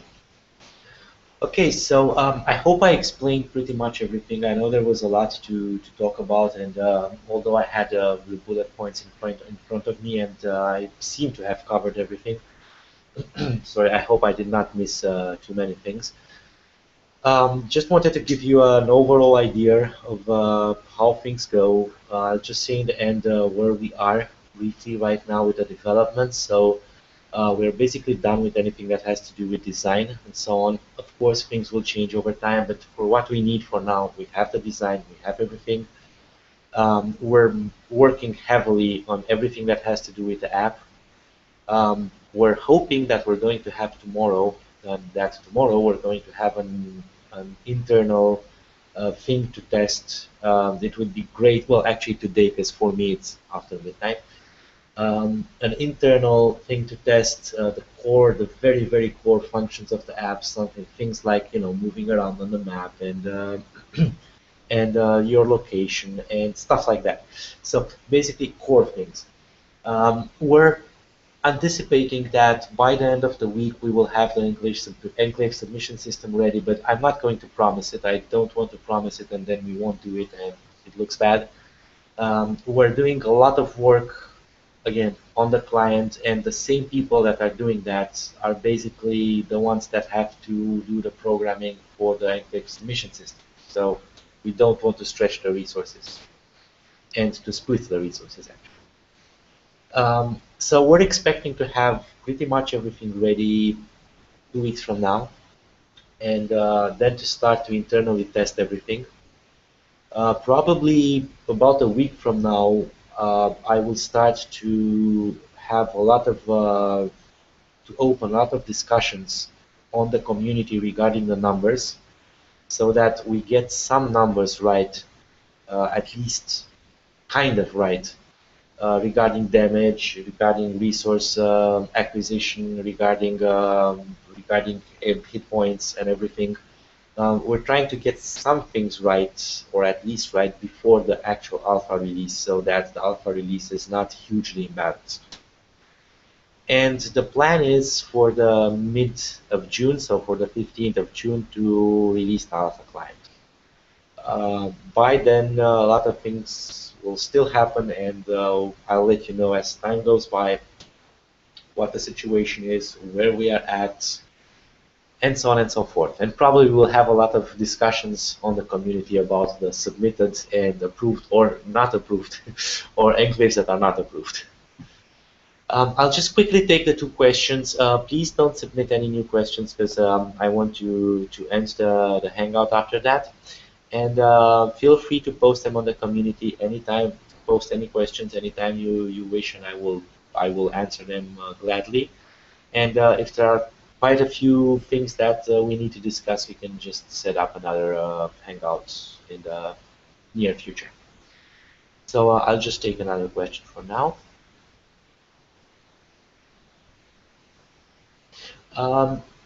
We're only limited, so we don't have a limit regarding the number of people that can participate. Ideally for us would be to have as many people as possible that are playing together. So instead of having 100 people in the alpha, one person in a different city, every person in a different city, we would rather have 100 people playing in the same city. Obviously, that's an ideal situation. It will not be the case. So it will be global. We don't have a fixed amount. We just have to see how much our resources are going to get stretched. And if we can allocate more resources, I mean hardware resources. I mean, server time and all that. So it's only dependent on the hardware and on how much we can handle. The more we'll be able to handle, the more alpha keys we'll give out. Probably we'll start with something like 1,000 and then build on that.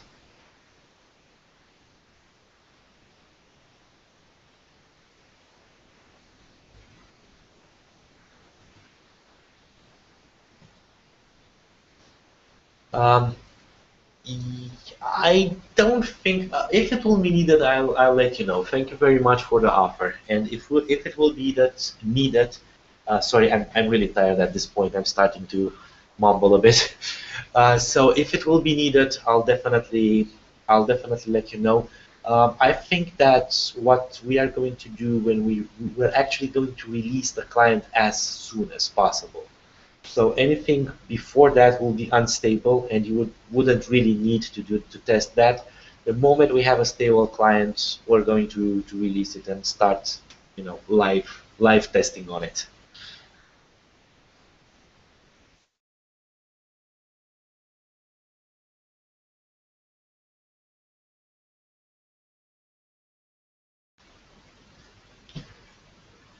That's a very good question. Yeah, that's something that I forgot to say. Yeah, it's actually this is how it's going to work from the very beginning. You're going to have a gather mode. And what's going to happen is when you hit that gather mode, or not even that, probably you'll just hit the home screen. We'll still have to figure out how we do it, but definitely it will work with your screen off. So your device will be in standby mode and it will work. We tested that. Apps work. They keep the GPS, they keep the position alive, they keep the internet connection alive. So your screen is off. You just keep the phone in your pocket and you drive 200 kilometers to, I don't know, to your friend's aunt, whatever. And when you arrive at the destination, you realize that you just got, based on your speed probably, you just got 50 scrap in your inventory from that road, from that trip, I mean. So yes, that's definitely going to happen. Okay, I thank you all very much for participating, and also, I know that some people will watch the recording, probably not all of it, it's pretty long. So all I can say is for anybody else that did not participate, thank you very much for looking into Enclave and for supporting us. And hopefully you will be spreading the word. We are an indie group, and it's an indie project. We don't have a huge company behind us to help us with advertising and marketing and everything. But definitely we're going to do things professional and not the fact that we don't have millions of dollars behind us yet doesn't mean that this game is not going to totally rock, because and I think it will, because it will be built uh, through very very tight communication with the whole community. So the moment you start seeing how things go and you start commenting on them, we're definitely going to listen very carefully to what you say and find a solution that is desired by most players. So thank you once more. Have a good evening and talk to you soon. Bye bye.